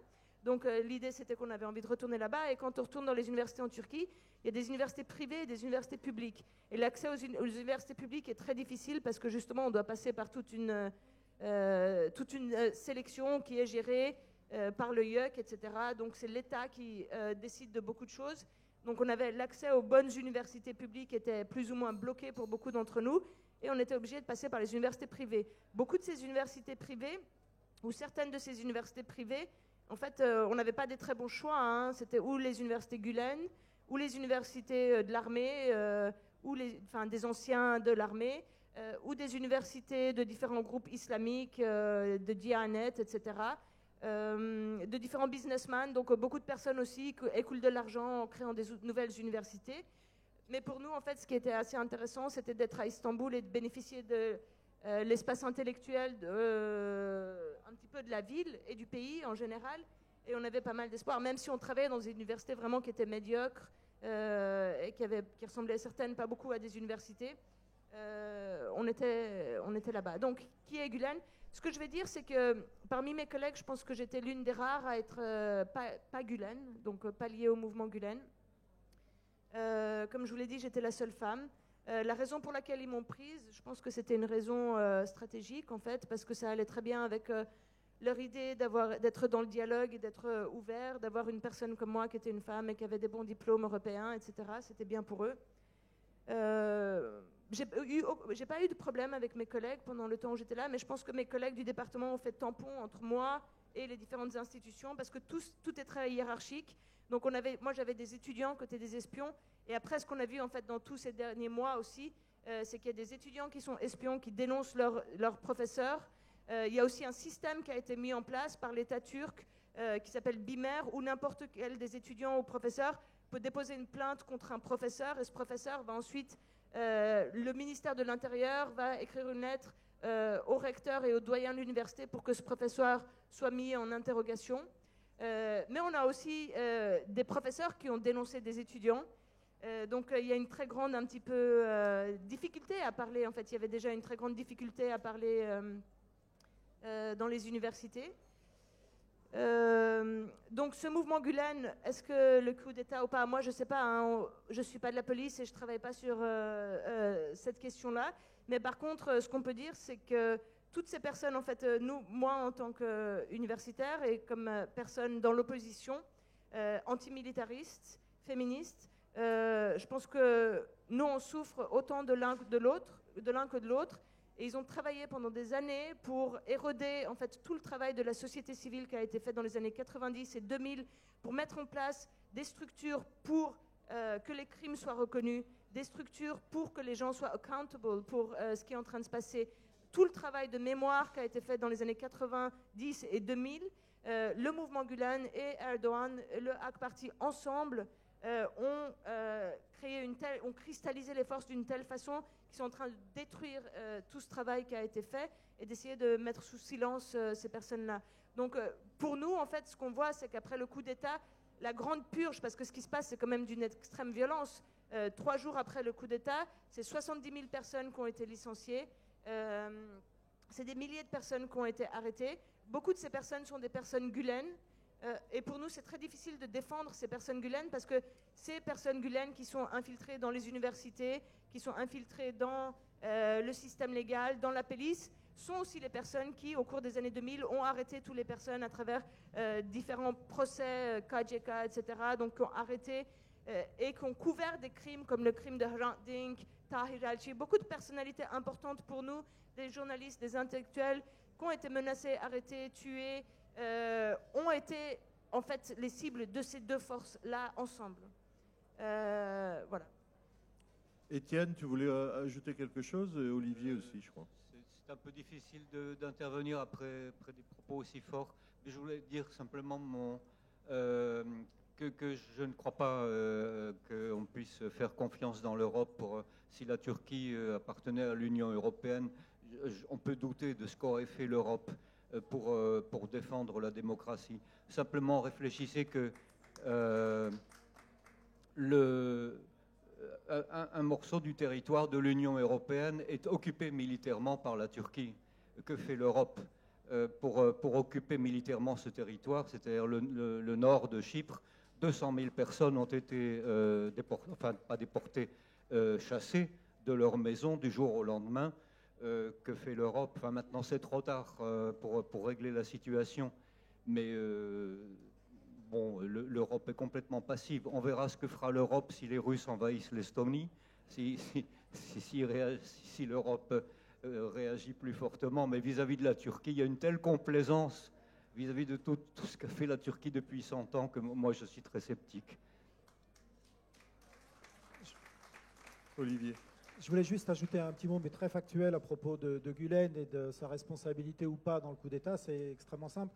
Qu'il y ait eu des officiers formés et gülenistes, c'est une évidence.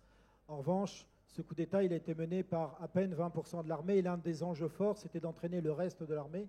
Une bonne partie de l'armée est restée en attente dans la nuit, attendant de voir de quel côté ça allait basculer, quel était le camp le plus fort. Or, il était à peine 1h du matin quand, depuis la Pennsylvanie, Gülen a dénoncé le coup d'État en cours. Quand on mène un coup d'État, quand on est à la tête d'un coup d'État, on ne le dénonce pas avant qu'il ait basculé. C'est juste strictement impossible. Pour le reste, à propos de Gülen, il se trouve qu'on travaillait depuis un moment dessus et qu'on a publié dans les jours pas mal de papiers pour essayer de comprendre d'où venait ce mouvement, comment il s'est développé discrètement, puis économiquement, comment il a fait alliance avec Erdogan et d'où viennent les fissures. Si jamais vous voulez découvrir ça, c'est sur lesjours.fr. Et en ce moment, vous pouvez y aller pour 1 euro et le découvrir pendant 2 mois. Voilà. Alors, on peut vous encourager à aller sur le site. Madame, là-bas, je crois. Est-ce que je peux juste dire quelque chose sur l'Union européenne, sur l'Europe, en fait? C'est où? Ouais, c'est moi qui parle. Levez la main, parce que je vois rien. Ah, c'est vous? Ah, pardon. Excuse-moi. Oui, je voulais juste dire quelque chose sur l'Europe, en fait. Je pense que c'est très important qu'on critique les politiques de l'Union européenne et des États européens aussi individuellement.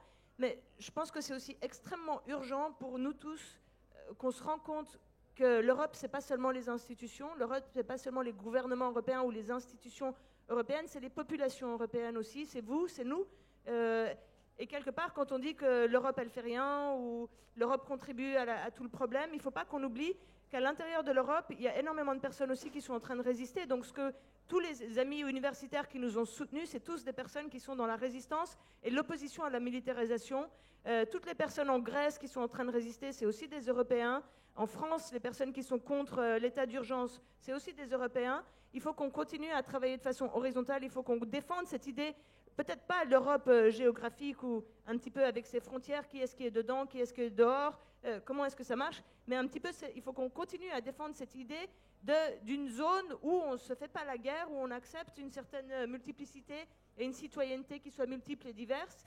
Donc, critiquons les institutions, critiquons les gouvernements, critiquons les armées, mais par contre, en parallèle, il faut qu'on continue à soutenir et tenir la main entre nous parce qu'on partage des terres, on partage des territoires, on partage des problèmes en fait, mais on partage aussi beaucoup de ressources qu'il faut qu'on protège. Donc il faut qu'on tienne en vie cette idée qui était à la base de l'Union européenne, d'aller au-delà des États-nations et de pouvoir travailler en fait sans cette forme de racisme et de violence de l'autre contre l'autre.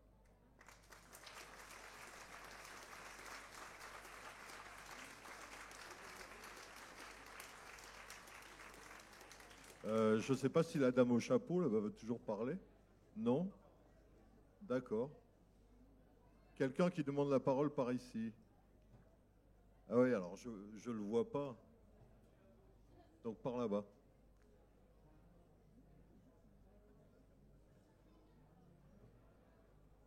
Merci. J'aimerais qu'on revienne sur une actualité, si vous pouvez, des 3 dernières semaines, qui me semble être un tournant politique quelque part en Turquie en plus, suite au coup d'État. Vous n'avez pas abordé du tout la question de l'unité nationale mise en place par Erdogan, la façon dont le CHP a fait allégeance dans un meeting immense que tout le monde qui ici a été retransmis comme étant un meeting de la démocratie et de la paix, qui à mon avis crée une situation politique en Turquie où les vraies oppositions sont désormais dans la ligne de mire et que toute personne sortant de l'unité nationale subira un attentat comme celui de Gaziantep qui a fait 51 morts.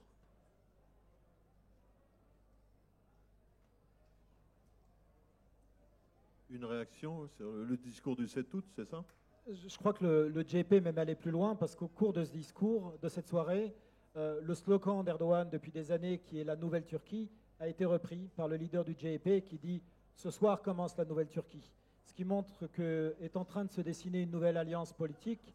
Là, on est dans les médiocrités de la politique électorale, mais sans doute que s'esquisse une alliance entre le MHP ultranationaliste, le CHP et l'AKP, ce qui devrait ouvrir une voie théoriquement dans un pays qui fonctionne démocratiquement normalement. Ça ouvre une voie théoriquement à gauche, cette alliance. Or, le HDP est extrêmement marginalisé. Je pense que la reprise et l'instrumentalisation de la guerre au Kurdistan par le pouvoir met en difficulté ou met en étau le HDP. Et aujourd'hui, la Turquie a aussi un problème d'alternative politique. 2013 a débouché sur une possibilité d'alternative. L'espoir, c'était ça également. Aujourd'hui, l'alternative, on la cherche en Turquie et ça fait partie du désespoir, l'impression qu'il n'y a pas d'alternative.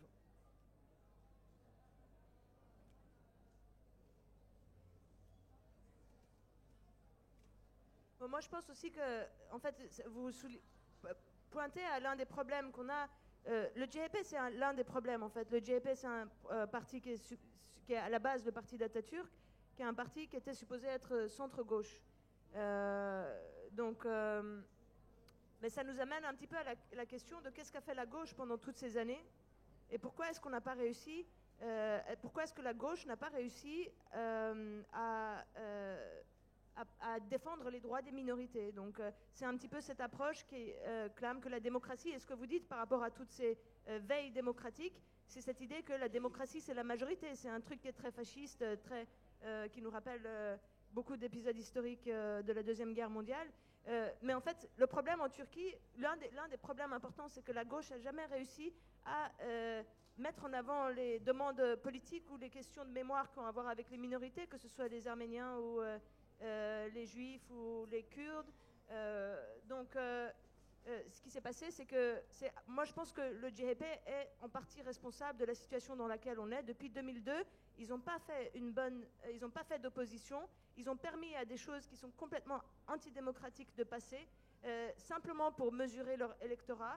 Ils n'ont pas du tout défendu des idées ou certains principes.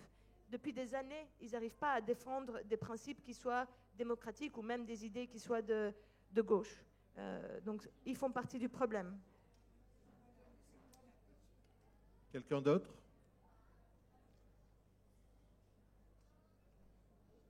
Oui, bonjour. Oui, ma question, c'était comment est-ce que... Je suis là, pardon. Allez-y. Comment expliquez-vous que la majorité des Turcs, que ce soit en Turquie, mais aussi parmi la diaspora, soutiennent Erdogan, puisque on a... Je ne sais pas si vous m'avez compris. Oui, est-ce que vous avez une explication? Et j'ai une deuxième petite question, qui est par rapport à la Cour européenne des droits de l'homme. Si je ne me trompe pas, la Turquie est soumise à la juridiction de la Cour européenne des droits de l'homme. Ce n'est pas la même chose que l'Union européenne. C'est le Conseil de l'Europe, c'est plus large. Donc, bon, peut-être vous pouvez me dire si je me trompe. Et donc savoir ce que fait la Cour européenne des droits de l'homme sur ce qui se passe en ce moment ou depuis un an. Voilà. Ces dernières années. Peut-être. Je répondrai seulement à la première partie de la question, pourquoi les Turcs soutiennent Erdogan. Comme je l'ai dit par ailleurs, je connais très très bien tout ce qu'on enseigne aux enfants en Turquie depuis 60 ans et plus. Les valeurs, les événements, les références historiques, les valeurs patriotiques, etc., tout ce que prononce Erdogan correspond exactement, mot pour mot, à ce qui est diffusé dans les manuels scolaires aux enfants turcs depuis 60 et 70 ans. C'est un discours consensuel, il n'invente rien dans sa rhétorique, il reprend des choses qui ont été dites et redites et re-redites depuis Atatürk et tout le temps. Il apparaît comme quelqu'un qui est d'accord avec son peuple, qui est en phase avec son peuple. Il dit la même chose que son peuple, son peuple entend et comprend ce qu'il dit. Et pour une population, pour l'ensemble de la population qui ne réfléchit pas trop, qui a des sentiments musulmans, qui a des sentiments nationaux et patriotiques diffusés par l'école, par l'armée, par la mosquée aussi, je trouve que c'est tout à fait banal que Erdogan obtienne des résultats électoraux de ce genre. Le discours du 7 août dernier Erdogan a fait une leçon d'histoire à 4 millions d'auditeurs qui ont entendu la même chose que dans les manuels scolaires qu'ils ont eu toute leur vie. J'ajouterais juste deux petites choses. C'est qu'aujourd'hui, absolument tous les médias sont tenus en Turquie, la télévision est tenue, et qu'aujourd'hui, le peuple qui soutient Erdogan, surtout, est aussi un peuple totalement sous-informé et même désinformé. Par exemple, la grande majorité du peuple turc pense qu'aujourd'hui, l'armée se bat courageusement contre des terroristes dans les villes du Kurdistan, parce que la seule source d'information, c'est les médias tenus par le pouvoir. Ça, c'est la première des choses. Et la deuxième, elle rejoint ce que disait Tchala juste avant. Le peuple soutient Erdogan aussi parce qu'ils se sont représentés pour la première fois. Ce peuple, il a été extrêmement méprisé par les élites laïques auparavant, et notamment par les élites du CHP. Voilà. Et puis, dernière chose peut-être, c'est aussi un peuple qui a connu ces 10 glorieuses dont je parlais tout à l'heure. C'est un peuple, juste après le coup d'État, j'ai passé du temps dans les meetings pro-Erdogan plusieurs nuits de suite. Et des gens, quand je leur demandais pourquoi est-ce que vous soutenez Erdogan, pourquoi est-ce que c'est un bon président, et ces gens-là me disaient par exemple, avant j'avais pas le gaz, aujourd'hui j'ai le gaz chez moi. Avant on n'avait pas de voiture, aujourd'hui on a une voiture. C'est des gens qui ont eu l'impression de progresser économiquement et qui l'attribuent, à tort ou pas, à l'AKP. Je pense aussi qu'il y a un vrai culte de la nation, donc qui rejoint aussi ce que disait Étienne. Ce culte de la nation, de l'État, c'est quelque chose qui est très fort en Turquie, qui est encouragé dans toutes les institutions. Mais aussi que les personnes, elles ressentent d'une façon très émotionnelle et d'une façon très forte. Donc ils adorent Atatürk, ils adoraient Atatürk, ils adorent Erdogan, ils adorent Gülen. Enfin, donc il y a un petit peu ces figures mâles, hommes, qui sont un petit peu ces symboles comme ça, que les personnes adorent et sont prêtes à mourir pour cette personne. Et il y a un vrai, en fait, une célébration de ça, une célébration d'avoir un leader, une célébration d'avoir une hiérarchie, de se soumettre à la hiérarchie de l'État et de suivre certains principes. Et en fait, ce culte du leader et le culte de l'État va ensemble avec un racisme qui est très très fort, donc un racisme contre les Kurdes. Et pendant des années, on ne parlait pas de racisme parce que les Kurdes, ils n'existaient pas. Ça fait juste 10 ans, peut-être même 15 ans que les mots kurdes, il est utilisé. Donc avant ça, c'était le sud-est, c'était la région comme ça, mais il n'y avait pas les Turcs des montagnes. Voilà. Donc on pouvait pas tellement, ce racisme, il n'était pas tellement ouvert. Maintenant, ce qu'on voit en fait avec le coup d'État, ou ce qu'on voit monter très fortement, c'est un racisme qui est très agressif, qui est très violent, et qui est dirigé contre certaines parties de la population. On l'a vu avant, on l'a vu avec les Arméniens, on en a parlé hier, on l'a vu avec aussi les chrétiens, donc un racisme qui est ethnique et par rapport aux minorités religieuses, qui, en fait, les personnes qui ont ce culte de la nation, ce culte de la turquicité, et qui se lient avec une forme d'islamisme toujours en Turquie, en fait, les nationalistes, ils sont toujours islamistes aussi, mais il y en a qui sont plus islamistes que nationalistes et d'autres qui sont plus nationalistes que islamistes, mais c'est toujours un mélange de cette force-là. Et ces personnes-là, ils pensent qu'ils ont vraiment un droit d'assassiner, de couper les jambes, les bras, de brûler les personnes en public. Donc j'en ai pas parlé, mais il y avait ce massacre de Sivas, 1993, où plus de 30 intellectuels, poètes, chanteurs alevis ont été brûlés vifs sur la place publique à Sivas. Et là, c'est vraiment, en fait, si vous voyez les vidéos de cet événement-là, ce que vous avez, c'est un hôtel sur une grande place comme ça d'une ville, et toutes les personnes qui avaient été invitées par Aziz Nassin, qui est celui qui a fait la pétition de 1984, avaient été invitées là pour un festival, un festival intellectuel où il y avait des musiciens, etc. Et il y a eu un appel parmi la population parce que Aziz Nassin avait publié des passages des versets sataniques. Et ce qui s'est passé, en fait, c'est qu'il y a eu un appel pour aller attaquer ces personnes-là. Et il y a des milliers de personnes qui sont allées sur cette place publique. Les 30 intellectuels étaient dans l'hôtel et tout a été filmé toute la journée. Et au cours de la journée, ce qui s'est passé, c'est que les foules d'or ont augmenté. Et petit à petit, ils ont brûlé les personnes live. Et il y avait des milliers de personnes qui ont applaudi sur la place publique. Et ce qu'on voit, c'est ça aujourd'hui. C'est des lynchages publics. Le HDP, pendant les élections, on s'est réveillé un matin, il y avait 140 bureaux du HDP qui avaient été brûlés.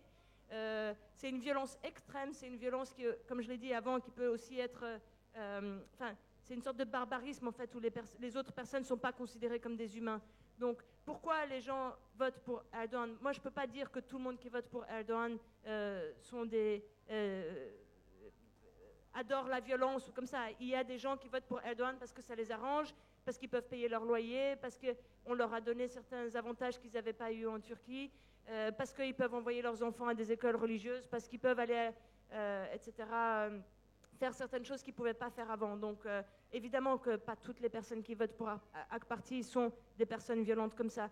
Mais ce qu'on a vu le soir du 15 juillet, ça a été certains groupes des personnes qui sont encouragées par ce gouvernement, qui ont été encouragées aussi dans notre cas, qui disent on va couper la tête des intellectuels, on va se baigner dans votre sang, et les gens ils applaudissent.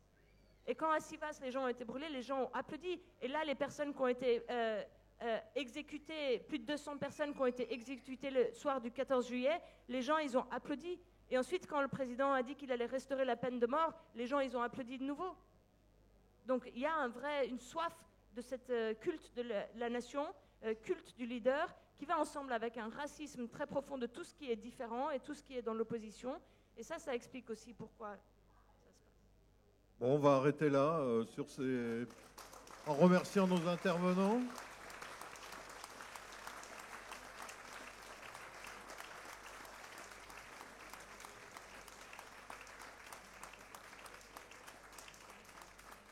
N'oubliez pas d'aller sur la revue en ligne Les Jours et puis sur le site aussi d'Étienne Copeau. En tapant son nom sur Internet, vous allez tomber dessus. Voilà. Et vous serez très bien informés sur ce qui se passe, non seulement en Turquie, mais ailleurs. La vidéo de l'incendie criminel décrite par Çağla est sur mon blog avec traduction en français des commentaires. Et il y a des livres aussi et qui sont... Je ne sais pas si au festival, il y a des livres d'Étienne... Il y a un livre disponible à la librairie du festival. Non. D'accord, chez Kédistan, sur le stand de Kédistan. Et merci aux interprètes LSF pour leur travail remarquable. Je crois qu'on peut les applaudir bien fort.